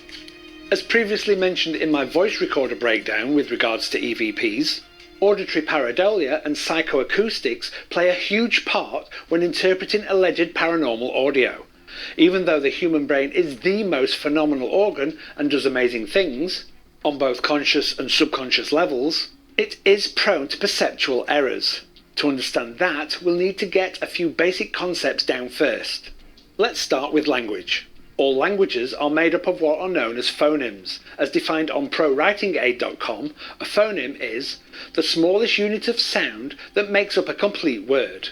Just a small number of these phonemes make up every single word, dependent on the language spoken. For example, the common consensus is that there are 44 distinct phonemes that make up the entire English language. That's just 44 individual and unique sounds that make up each of the ever-increasing number of words we use today. If we take into account the sweep rate being used at the time of the spirit box session, the chances are that only snippets of words or phrases will be heard at any given point. This then gives rise to the potential misinterpretation of the phonemes heard as other words, which is where auditory pareidolia comes into play. We're trained and wired from an early age to recognise and understand human speech, so when we're subjected to something approximating human speech, our brains try to make sense and understand it. To show this process in action, I've linked a vid by a channel called Monotone Tim that I highly recommend you go and watch. In it are examples of popular songs that have been converted to MIDI, which are then played back on a MIDI piano. As the software they've used to perform the conversion can't separate out the vocals from the music, everything is converted. The results are most interesting, especially when you realise that all you're hearing are piano notes. I shall also link said video, as I encourage you to watch it because it was actually really interesting. It was actually kind of cool. But what I will say is, with pareidolia exists. I mean, how many times have you seen, let's just take visual pareidolia. How many times have you maybe been laying in bed and, you've put some washing or you put some clothes, you chucked it on a chair in the corner of the room. And I guarantee if you switch the lights off and you stare at that chair long enough, it will start to resemble a person. The word pareidolia has been thrown around in the paranormal community for years. But if people can't grasp pareidolia, they have no business going out ghost hunting. Because then they'll end up just jumping to conclusions, and maybe that is the point, to entertain the public, But the thing is, the opposite also applies. Some people use pareidolia as an answer to suit their bias, their negative bias. So, it works both ways, like. There's loads of examples. There's thousands of examples on YouTube where somebody using a spirit box gets bitten in the ass by pareidolia. It's all over the place. But there's some people that do grasp the aspect of pareidolia. But what I don't agree with is pareidolia used to try and debunk the spirit box without clear evidence. I've often heard people try to debunk the spirit box and say that it's all pareidolia, but when you ask them to give them solid evidence, they go to these people that haven't a clue what they're flipping doing. You know what I mean? Or what if, you see orbs that, you may deem as, oh my god, there's orbs, it's definitely a spirit. Well, we spoke about dust particles and all that so much on this channel, and I'm pretty sure Rich spoke about it on Paranormal Tedium as well, if I remember correctly. Yeah, I'm pretty sure he did. But anyway, visual pareidolia, auditory pareidolia, and there's also something called the power of suggestion. There's many channels out there who will, if they believe they got a response, they will put the captions underneath, as I would do in my videos. And they put the captions underneath, and it would just be something completely unintelligible that doesn't even sound like words. And it would have maybe a sentence or a word that doesn't sound anything like it. But only thing is, you stare at those words, stare at that sentence long enough, you will eventually start to hear that. But then all you can do really is suggestion from order of magnitude. Just shut your eyes, listen to it, see what you hear, if anything at all. But I only put the words into my spirit box sessions for what I most definitely hear. And a lot of you come back and agree. Some of you don't agree with me, and that's fine. And you are very helpful putting your suggestions down below in the comments and saying, Jack, I don't hear that. I heard this. I think you just heard radio. And I appreciate those comments because it makes me go, okay, maybe it was, maybe it wasn't. Those things are very helpful. I go by the policy, if you don't claim anything, you can't get called out on it. So I don't put captions on my videos. I play the recording, I do the session, and that's it. What's there is there. No captions, no words on the screen, no power of suggestion, and I didn't claim anything, and I can't get called out for it. not putting captions in your sessions on YouTube doesn't do well on YouTube, because people want that power of suggestion very often, and they try to confirm it for themselves and stuff. But it's people don't like when you don't put captions on, and then they can make a judgment on it.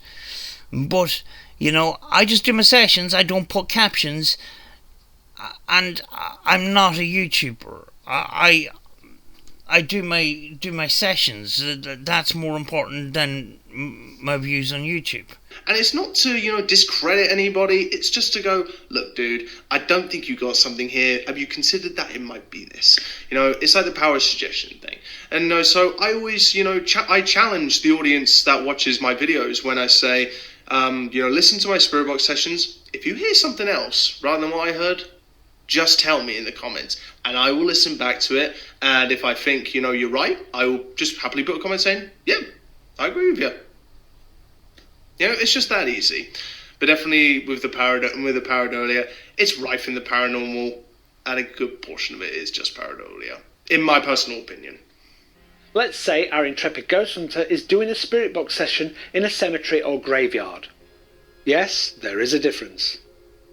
They've already asked if there are any spirits wishing to communicate and gotten what they perceive to be a response to the affirmative.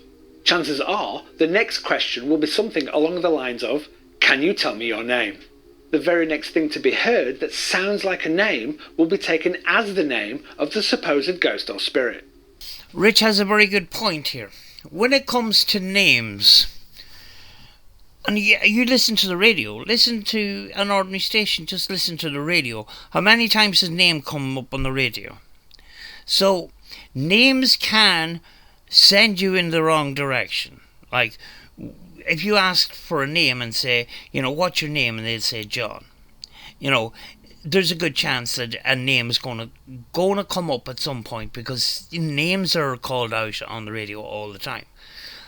Then the person starts talking to John and starts, doing this communication, naming the communicator John, when in fact it was the radio. So names can actually steer you off in the wrong direction. And he is going to come up with a point, especially in a cemetery. If you get a common name like John or Paul or Mary or Anne, walk around the graveyard and find Mary or Anne or John. I've seen ghost hunters do it, Let's say our intrepid ghost hunter hears this. Alan. Now, I'm not going to buy issue like all the ghost hunting TV shows and YouTube channels do and plant the suggestion of what this name could be. But what I am going to do is play 3 sound clips that could potentially be heard in the context of a radio broadcast. I'll leave it to you to decide where the first clip could potentially fall within each of the following. Here we go. That was Kiss with Hell and High Water from the album Hot in the Shade. So how did you come across this information? Well, I was mainly concentrating on files between L and Q. This next song is by John Cougar Mellencamp. Did you hear it? If not, don't worry. Here's the original clip again. Alan. Now, here's the sections of the latter 3 clips where the similar sound occurs. With Hell and High Water between L and Q.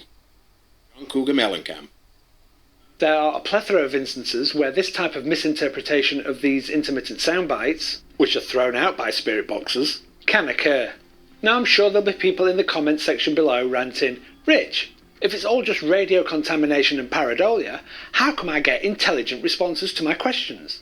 Well, there are a shit ton of other cognitive biases and effects that should be taken into consideration when anyone conducts a spirit box session and when reviewing the evidence.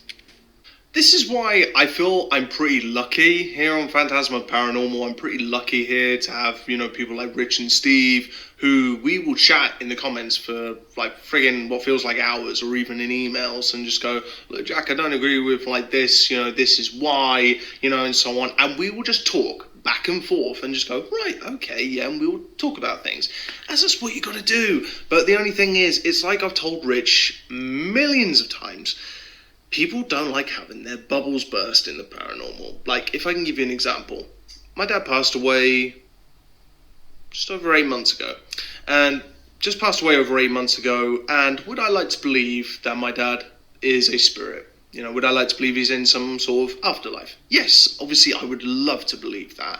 But the only thing is, I don't know that's even real. I don't know. For all I know, when I die, it could just be lights out, and that's it. And my consciousness is just gone. I won't even know I'm dead because I'll be fucking dead. So there is definitely a lot of bias there. I could hear something which sounds like dad or sounds like my dad's name. Could it possibly be my dad? Maybe. I don't know. But at the same time, do I have to accept the fact that it might not be?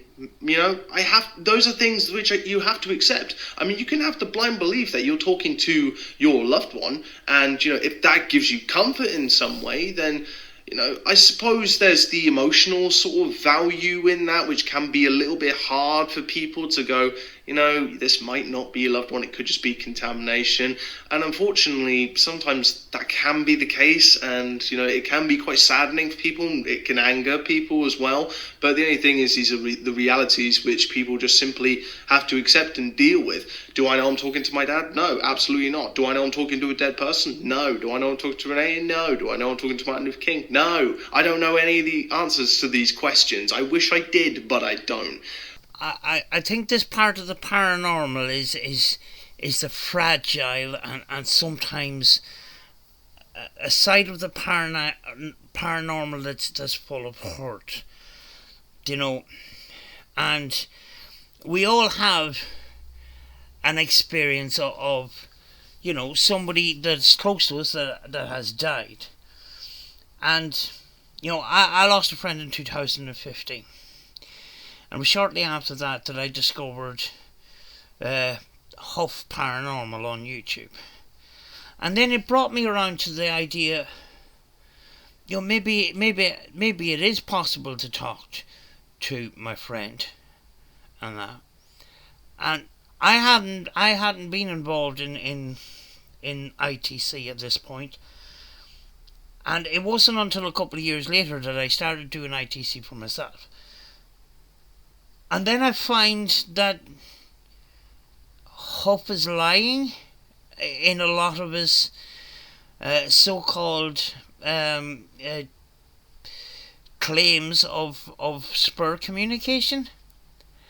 Do you know, these days I take the piss.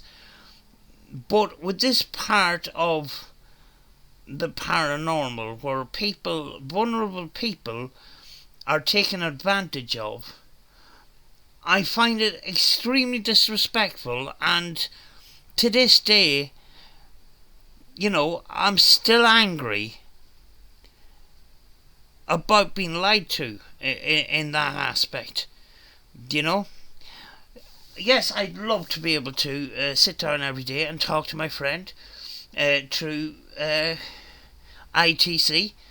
It's never happened once. In private I've tried. Lately her name comes up, you know. I don't ask for it, but that's all I'm getting is a name. You know, I can't. Some people would jump up and say, "Oh, that's your friend," and that. You can't just jump on it just because a name comes out. But you know, and lately trying to change things up a bit, you know, with Huff turning to, you know, the spirits of dead pets and stuff. It's all getting a wee bit too much. It's just it's ridiculous. Now I have had messages, people asking me to please try to reach out to their loved ones, and I won't do it because I don't want to do something that I don't fully believe in, you know. And that's just the truth of it. You know, I tell people, you know, if you really want to reach out, you know, possibly try yourself and you know, try to do ITC yourself if you really want to reach out on that. you know. But deep inside, you know, I think with some of these people and some of these videos, there's reality, and then there's this false reality that people have fallen into that hole, and to be honest with you, I don't know if I fully believe in communications with loved ones. I have seen evidence in the past, you know, older researchers get EVPs and stuff. And, you know, I've done some work around Marcello Bacci years ago and stuff like that. Now, with Marcello Bacci, I couldn't prove or disprove, so I just don't know. I don't know. But, you know, I think with that part of the paranormal, a lot of people get into the paranormal because of grief of loss of loved one. And very often what they're trying to find is they're trying to find out, is that loved one in a good place, you know, and is there a different existence after the body passes on to another realm, or, you know, when a person dies, and that we want to know that for our loved one. We also want to know that for ourselves. It'd be great to know, but, you know, the evidence is sort of lacking, you know. I mean, like, solid, strong evidence. I mean, I got 100% concrete evidence. I don't know. There is a bit of hope, you know, and, you know, I hold on to a little bit of belief because of some of the evidence I've seen from, you know, the 1990s. You know, where EVPs were picked up and they went through a software used by the FBI, and the original voice of the person that had passed away, and the voice picked up on the audio recorder was something like a 97 or 98% match. So, you know, I'm not saying it's not possible. Now, there is another point. You know, I do watch some ITC researchers that go live, you know, every week, and the viewers come in and they kind of steer this, you know, these sessions, and they ask questions in the chat, and the radio operator asks the questions verbally, and some of these questions are revolved around people's loved ones in the chat. Now, and I don't get involved with that. I do observe and I do watch, and, you know, I make comments on other things, but I don't get involved in this. But, you know, is the operator wrong for encouraging this? I do believe that it's not that person's call to make. Because if you do, you're going to trample on somebody's belief, and you could cause a lot of hurt. So, you know, some things we have to sort of let slide, because, you know, because of that belief and because of that hope, and mainly because of the hurt inside, you know, this is where we have to leave it alone. And the only problem is there is other people out there that exploit that. You know, they exploit that, but they're not exploiting that. You know, they're not exploiting that in a normal sort of way. They're you know, they do take advantage of vulnerable people for their own personal gain. You know, these other people that I'm talking about don't do that. You know, they go live every week, and they have a community around a certain channel, and they do these sessions and stuff. you know. But you know, as I says, I don't think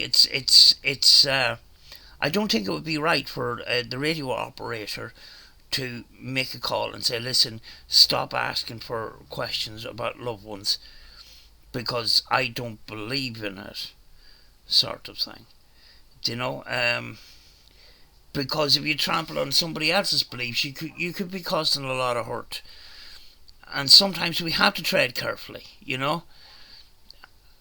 And yes, I do say that, you know, when it comes to looking for factual evidence, belief is not enough, you know. But there is belief when it comes to the spiritual aspect of the paranormal, and that's where we have to actually tread carefully, you know. I put my foot in it before when somebody done a spirit box session and they believed that they were crossing over the spirit of a child, which I don't personally believe in, but I upset a lot of people that day, that night, on a live stream, and I had to apologise. And the reason why I had to apologise is because I stood on their faith and I stood on their belief, you know. So I don't know. But all I can have is just hope that my dad is somewhere just happy, enjoying life. That's all I can hope for. Do I hope that my consciousness will go on after I'm gone? Yeah, obviously. I hope that. I hope so. But the only thing is, a lot of the paranormal, like I said, is based on blind belief rather than actual scientific fact. Science can't explain everything, in my opinion. And yes, I am allowed my opinion. Same as Rich is allowed his opinion. So, the confirmation bias, it is rife in the paranormal. I don't see it as something which is ever going to stop. Mostly because it doesn't get views, does it? It doesn't get subscribers. Those are things you got to think about. And there's many who will completely dismiss logical thinking, just completely dismiss rational thought, dismiss actual proof that people are wrong, and just call you a hater, just tie you with the brush of, okay, you're a non-believer, you're just a skeptic, you don't know nothing, you're stupid, whatever. And unfortunately, that's rife in the paranormal. It's rife, and I've experienced it myself, and I've gone through it. And, you know, it sucks that people are just so freaking close-minded. Nobody's willing to listen to the other side. And to be honest, it's sickening and it's saddening. And I have to accept that I could be completely wrong. And maybe Rich has to accept that he could be completely wrong. But we don't know at this point. But I do feel it's something which, this is why I wanted to do this video, because I wanted to hopefully just extend the conversation in the comments. You know, there's no hate here. There's no animosity, nothing like that. All this is just two sides coming together and just furthering the discussion, which I hope all of you will do either in this video or go to Paranormal Tedium and comment on this video or any of their videos. Just share your opinions. We can all be respectful here. We can all be, you know, mature adults here.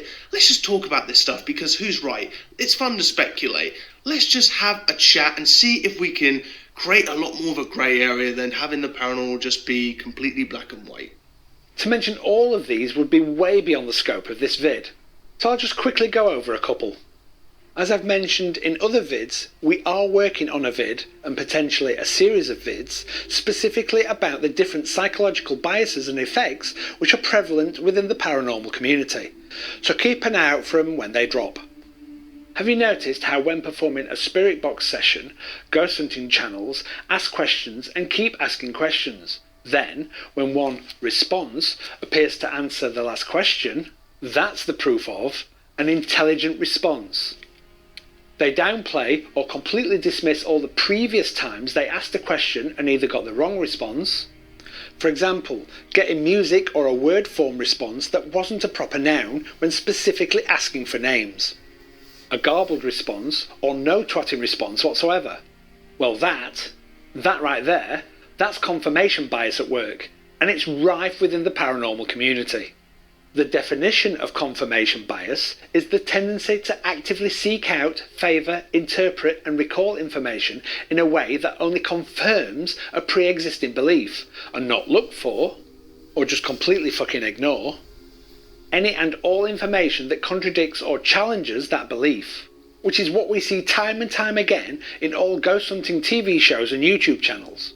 Next, we humans are extremely adept at attributing meaning to completely random and or coincidental events that we perceive to be more than pure chance. For example, if you dream, think or talk about someone, and that day or the next, that someone gets in contact with you, does that mean you're psychic or have precognitive abilities? Yeah, absolutely. These things can happen all the time. Like, I'm not very, I suppose, what's the word? Superstitious. That's what I wanted to say. I'm not very superstitious, you know, when people say, what's the meaning behind, you know, a penny facing upwards and it's, you know, got heads facing upwards, saying, oh, that's an angel saying hi to you. Well, not really. It's just somebody dropped a penny and it just felt that way.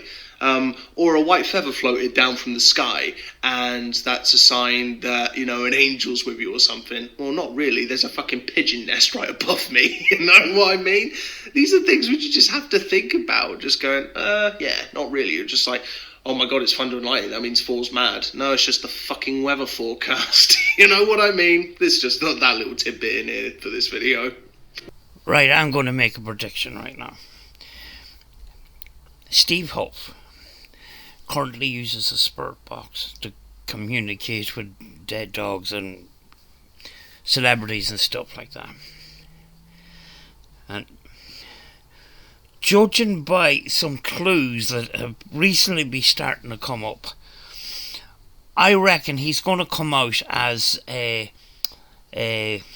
psychic very soon, because his content is going stale, right? But I think in the future what he's going to say is, right, guys, I've used my inventions, which is amplifier and guitar pedals. I've used this tool for many, many years. Now I've gone to the stage now where I'm so advanced that I don't need the communication tool where the spirits talk to me directly. So they tell me what's going to happen in the future and stuff like that. He's already doing part of that. But the interesting thing is, I like to take the piss out of some people in chats who, for attention in the chat, think that they're psychic and they're picking up on stuff on other people's live streams and stuff. And I just think a lot of the time some of these people are attention seeking. But saying that, I do believe in some sort of a psychic ability of some kind. Now, the small bit with me is, I could be sitting here and then subconsciously, I don't know what other way to put it, but subconsciously sometimes I would get up, walk to the kitchen window, and the Amazon driver has just pulled up outside the house ready to ring the doorbell. It's happened with a former friend as well, where they would arrive at the house unannounced, and I would automatically get up and go to the window, and the car is pulling up. And it's not only happened a few times, it's happened multiple times. And in fact, it's happened more times than it hasn't. And my friend says, how did you do that? And I says, I don't know. You know, so I'm not claiming a psychic ability or anything like that. But dogs do similar things, but their senses are different than ours. But are we using all our senses? Do we understand all of that? But, you know, that is not for, you know, mainstream science, possibly more medical science than anything else, who, you know, have delved into the paranormal. Let's go back to our previously mentioned intrepid ghost hunter performing a spirit box session amongst the gravestones. They now have what they perceive to be the name for the alleged spirit they're talking to. They perform a quick scan of the surrounding gravestones, which reveals one with the same name. This will then become the focus for their next round of questions. Is this the grave of the talkative spirit? How many other gravestones bear the same name? It's all food for thought. So, in the face of all the information we've gone through in this vid, Is there any fucking wonder that what's output from spirit boxes is interpreted as spirit communication by intrepid ghost hunters? I have a funny story, not mentioning any names. But myself and a friend decided to do a bit of trolling one night on a live stream. And they were in a cemetery. And we decided to come on as sort of psychics and stuff, because there was other psychics in the chat, or so-called psychics. Anyway, my friend says, I'm sensing a John. And next thing, anyway, the investigator is reading the chat, and next thing he starts, is there a John here? And next thing, my friend says, yeah, John likes being by the water. And next thing, the investigator looks at the chat that's come up, and he says, John likes to be by the water. There's a river here. And there just happened to be a river at the side of this cemetery. Next thing, on the way to the river anyway, they decide to look at the gravestones. And what did they find? They found a gravestone with John on it. Next thing, they started calling out John on the, at the grave and that. And it's cringe. But my friend was referring to John the Baptist, who likes being by the river and that. We were pissing ourselves laughing. But we were able to steer these investigators, and we've done this a number of times on live streams, where we pretended to be psychics, and we came in, with a psychic name into a chat, and we've steered investigators in the completely wrong direction, because they fell for what we said in the chat. It's flipping crazy. If you're an investigator, do your investigating. Don't let the chat do your investigating for you. Otherwise, you could be led down the wrong path, And in our case, we've done it a number of times, And it just goes to show that you can manipulate an investigator on YouTube sometimes. Before spirit box users can categorically state that what they're getting in sessions are actual spirit communications, they must exercise more control over these sessions. As mentioned earlier in this vid, whenever a spirit box session is performed in a location for the first time, a manual sweep of all the frequencies should be performed, to which a note of each radio station heard should be made against the corresponding frequencies. Also, a camera should be focused on and recording the spirit box for the entire duration of the session. That way, if an alleged response is heard when the footage is reviewed, a check can be made against the list of frequencies and radio stations. This will then determine if said response fell on a frequency that contains a radio station transmission or not. If it did, then it should be dismissed. I think you're basing this on manipulation of static, when there is another theory of manipulation of audio. Now, you could argue that you could prove that there was spirit communication or paranormal communication, let's put it that way, sort of thing. That if you have 10 radio stations in a one complete sweep, if you individually recorded all those radio stations individually while doing a spirit box session, and if you get a response that comes up on the spirit box, and then you have the radio stations that just happen to come on the specific frequency, then you have something to compare it with. But recording 10 individual radio stations is a lot of hard work, But that would be one way of doing it, But I think you're basing this of manipulation of static. Now, we have new devices where no static is involved at all, or very little static, and yet we are getting answers to questions without the static, you know. So, you know, I don't know, you know, but that suggestion, it's a lot of hard work, but it would be a good experiment, as hard as it would be, to record each individual radio stations for the period of time that the Spirit Box session is in process. Now, when the response comes up, then you have something to compare it with. Now, the way it currently that we're doing Spirit Box sessions, there's nothing to compare it with. This other method, this other way, as hard as it is, would have something to have a comparison with.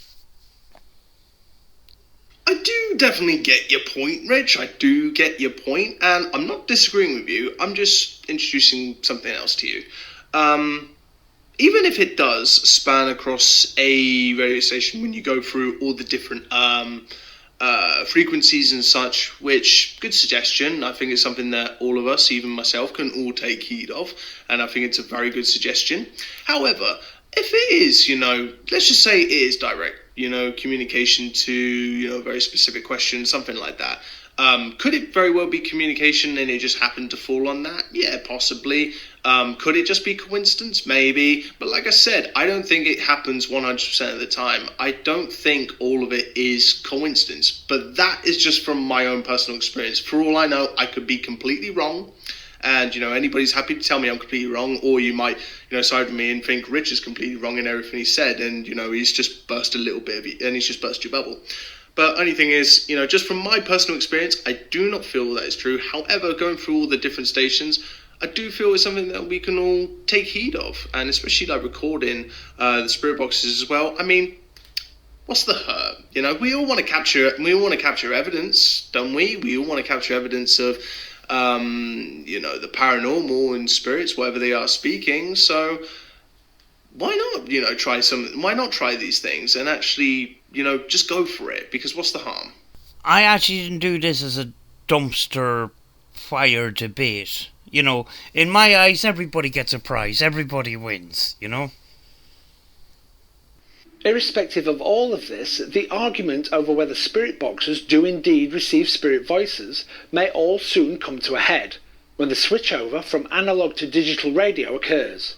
This means that at some point in the very near future, there will no longer be any transmissions on the AM/FM frequency bands, with potentially a very few exceptions.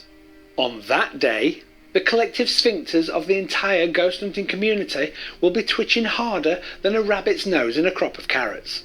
No, because ITC researchers are already using digital technology. Sorry. The switchover will either mean that spirit box users will be completely vindicated, as voices will still be heard even in the absence of radio station contamination. And as one, they'll shout a big fuck you to all the hardcore skeptics and non-believers. Or they'll be left with a then proven to be useless piece of kit, as absolutely nothing is heard on it from that point on. If that happens, I will cry like a baby, because I have tons of radios, some really lovely antique radios as well, and I will be very, very upset. But, you know, analog radio services has a very, very long history. And, you know, I don't think we should just throw it away. Do you know? I know, you know, at the moment we're using analog alongside digital. You know, will there be a possibility that analog will just continue on? You know, I'm not saying this is on a spirit box, you know, aspect to it, but, you know, radios in general, because radios, there's loads of collectors out there, do you know? You know, it would be a shame to see those broadcasting through those radios ending in just static and silence, you know? It would be, you know, it would be a very sad day. You know, I'm not saying this just, you know, because I have loads of spirit boxes, but I have loads of lovely antique radios as well, you know, and they will just end up being ornaments on a shelf, you know, And that would be a sad day, to be honest. So I hope that this continue running, analog alongside digital. Because of all that history, and because of the history of the radio, and all those beautiful designs, and all the all these beautiful radios from way back in history, and a lot still surviving today. Just like antique cars and other things like that, And the sound of an antique radio, the sound of a speaker inside wood. There's something really beautiful about it. You get some of these modern radios with plastic and that, and it's digitally altered or whatever. But, I have some radios here that are in wooden cases. Some of them are fire hazard, mind you. But the sound that comes out of them is just really, really old time and really deep. It's very hard to explain it. You have to listen, To which all proponents of the spirit box will then have to swallow their pride and admit that they've just been talking to themselves all along. In the meantime, though, I'm sure the entire ghost hunting community will continue to assert that spirit box communication is genuine. But time will tell, and we'll just have to wait and see. Who's excited for the radio digital switchover? I know we are. Leave your thoughts on the use of spirit boxes and on which way you think the switchover will go down in the comments. Whichever way it goes, you can be sure that Paranormal Tedium will be there to cover, analyse, discuss and potentially take the piss in the aftermath. Well, as I says, ITC researchers are already, using digital devices. I can't begin to understand a lot of that technology. I'm just a radio operator. I'm new to this, I'm 3 years into this. I'm still trying to understand, but there's lots and lots of people working on stuff all the time. The technology keeps changing. Maybe you might say, oh, well, they've been using spirit boxes for 20 years. Yes, they have. But they also have used other devices alongside the spirit box. So, what digital will do is it will actually cut static. And, to many of us, static has been a hindrance in this kind of communication. So, I'm looking forward to cleaner sound. I would be very upset if my wooden radios didn't work anymore. That they just turn into ornaments and just a historic relic and that. But we wait and see. Just very quickly, Rich, there's a video which you have not done, which I'm surprised you haven't done. Why haven't you done this yet? I think I spoke to you about it. Why haven't you done one on Spirit Box apps? And mostly, I've got my own thoughts on Spirit Box apps, and I pretty much, said my 2 cents, which has really fucked some people off. And, sorry, I just don't believe in apps. The thing about apps is there is room for... There is a way of being transparent, but it doesn't happen, And I'm not a fan of applications. I'm not a fan of sound banks. But, if I'm going to do something like that, very often, if it's not reverse sound already and it's just tiny little snippets and stuff, I'll reverse that. I'll record it and then I reverse it and then I use it. But otherwise, I'll make up the sound bank myself, and then I know exactly what's in it. Then I keep a recording on the computer. I use the sound bank. If something that I think is a response comes up on that recording of a sound bank, then I have something to line it up with. You put it into your audio software and you check for the differences in that. That's the way you can do that in a sort of app sort of way. But then the question is, what happens inside the app? Is there other things happening? I've used apps before where it records your voice, so I don't know what they actually do with that. There is definitely room for transparency, and it just doesn't happen. But personally, I would just stick with the radios, and I think you preferred the radios as well. And actually, you've got me onto using the COS. You know, I thought before that the COS. I've seen other people using it, and they must have been using it properly, because there was static leaks coming into their audio for some reason. I've used the COS, and I'm getting clean sound, you know. But I did have the same problem as you, in that the hack didn't work. I'm now using a big crocodile clip to hold the button down, but I think the COS is pretty good, you know. And I'm starting. I have 4 different Timex radios. They're only found in the States as well, just like the COS and the Jensen and stuff. And I have a Jensen coming, so looking forward to having a go with those. You know. Sorry, but the thing is, I like to think I'm a very logical person. I don't believe much in superstition. I like to think, you got to think about things logically. You got to think about things realistically. It's like even with anything to do with Christianity or just religion in general. How do you know your invisible friend's real? You don't. You don't know. I'm sorry, but until unless there's like physical proof, I'm sorry, but there's no way you can really determine that. But the switchover. On that day when that happens, I'm going to be one of the first people to happily admit, if it comes to it, that I am 100% wrong. I've got no problem doing that. There's a lot of people that will have a problem with doing that. But I've not been afraid on this channel to come out and say, I was wrong about this. I don't have that much of a big ego that I can't admit when I'm wrong. And I will happily come out and just say, yep, I thought it was this, but it turns out it's not this. But I don't see many people going to be following that lead in the future. And so, will they be proven to be useless pieces of technology? Personally, to me, I don't think so.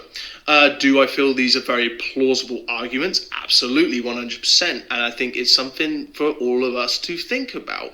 And it's a good thing to further the discussion. If you want to further the discussion, forgot to talk then please put it down below in the comments of this video, or go over to that video, which will be in the description down below, and comment on that video. But please be respectful. This is not intended to throw any heat their way or throw any hate that way, because like I said, I have a good rapport with them. We have a good chat back and forth, and we have very good banter.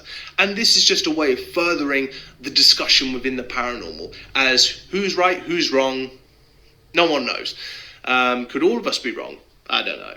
But it's a good way of just opening up these discussions. I don't see many videos like this. I'm not saying I'm the only one who's doing videos like this. I'm not saying I am. But all I'm saying is we need to open up our minds. We need to listen to the other side. There's the other side to the coin. We have to listen to the other side. We have to listen to other people's opinions, because other people are going to have opinions. You can bury your head in the sand and just be ignorant as hell and just live inside your little bubble. Or we can be realistic about this, take into consideration science, take into consideration proper facts, logic, rationality, and think about these things with research and a practical and logical way. Because what's the harm in that? I mean, you want to go out of your way to prove that, communication that we've gotten is real, so why not be able to take the suggestions, instead of taking these suggestions as a massive disappointment and just going, oh, well, this made me not want to do this anymore. No, let's take these suggestions and let's try them. And because what is the harm? I mean, we all want to prove that, spirits are truly real. So why not take these suggestions and go ahead and do that? And if it does, and maybe Rich could be completely wrong, and there is definitely results which come out of that. Because whenever I've spoken to these boys, they're very open to the idea that spirits, it could possibly be real. But I appreciate that they come at it in a very skeptical and logical way. And there's nothing wrong with that. I do understand where you're coming from, but earlier in the video, I was very frustrated in that we're still talking about this subject, where we should be sort of going on to, how is this communication happening? Because there's plenty of evidence that it is happening. Do you know? And if a person thinks that the spirit box is completely and utterly useless, that's on them. The evidence is out there. Do you know? And you know, if they look at the evidence and they make up their mind that the spirit box is useless, you know, that's their opinion on that. But you know, there is loads and loads of evidence, and I mean, like, when you're talking about pareidolia and stuff like that, you know, and radio bleeding and radio being mistaken for responses, you know, there is that new technology where, well, it's around for a number of years now, where there's this circuit and it reverses the live audio from the radio. Now, I'm not talking about a reverse pedal, I'm talking about a specific circuit. And it's programmed to reverse the audio coming out. And, you know, people have been getting clear responses and clear answers to specific questions. So, do you know, if Rich hasn't seen that, then that's something to look into and you know, just look into it and have an opinion on it, you know, because you know, in my mind, I think the debate whether spirit boxes are good or bad, I think that ship sailed years ago. You know, in the ITC community, we've moved on from that ages ago. And we don't do ITC to prove the other side wrong. We just get on with our ITC.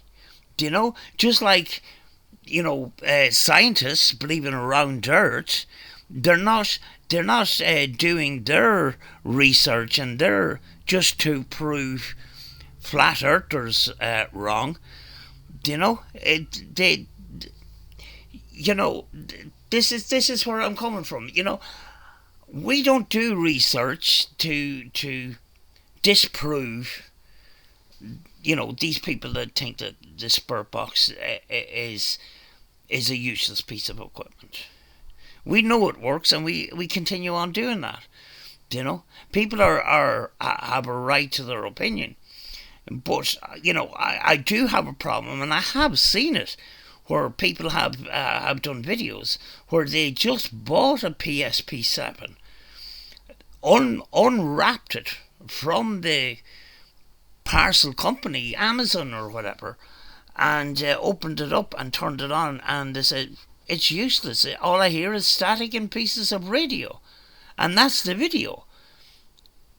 Do you know, they have not used the radio before, so you know, and then they get loads of views because the fact that they put PSP7 in the title, or they're already a good established YouTuber and that, and people are taking heed of that. You know, where these big YouTubers think that, you know, well, I'm going to get some views out of this, let's look into the paranormal a little bit, and they buy this equipment and say, well, this PSP7 is flipping useless. You know, and they've only had it 5 minutes. Do you know? I've had another guy, and he had a channel, and he used to be a paranormal researcher who was on TV, and he didn't believe in the spirit box. So he says, right, I'm going to run a live stream, and I'm going to run a radio, not a PSP7. I'm going to run an ordinary radio. I'm going to run it on static for a number of hours, and you can listen out and tell me if there's any response. I'm going to leave the room, but first of all, I'm going to make sure that there's no radio going to come into this, and I'm going to cut off the antenna. He then proceeded to get a pliers and then cut the top of the antenna. And I don't know if he knew this or not, but part of the antenna is still inside the radio. Do you know? And I think this was the most stupidest moment I have ever seen on somebody trying to debunk the spirit box. And then he took that stream down, possibly because radio bleed came in. I don't know. But Yeah, it's that. But I watched Rich's other videos and that, and I think they're very useful. However, with the spirit box, I think it needs an awful lot more research, and it needs an awful lot more looking into. You can't analyze this with a short period of time, and I wouldn't specifically aim at ghost hunters when ITC is a separate it's a separate thing within the paranormal. There's loads and loads of researchers there that have been doing this research for many years. You can get lots of information from some of those people.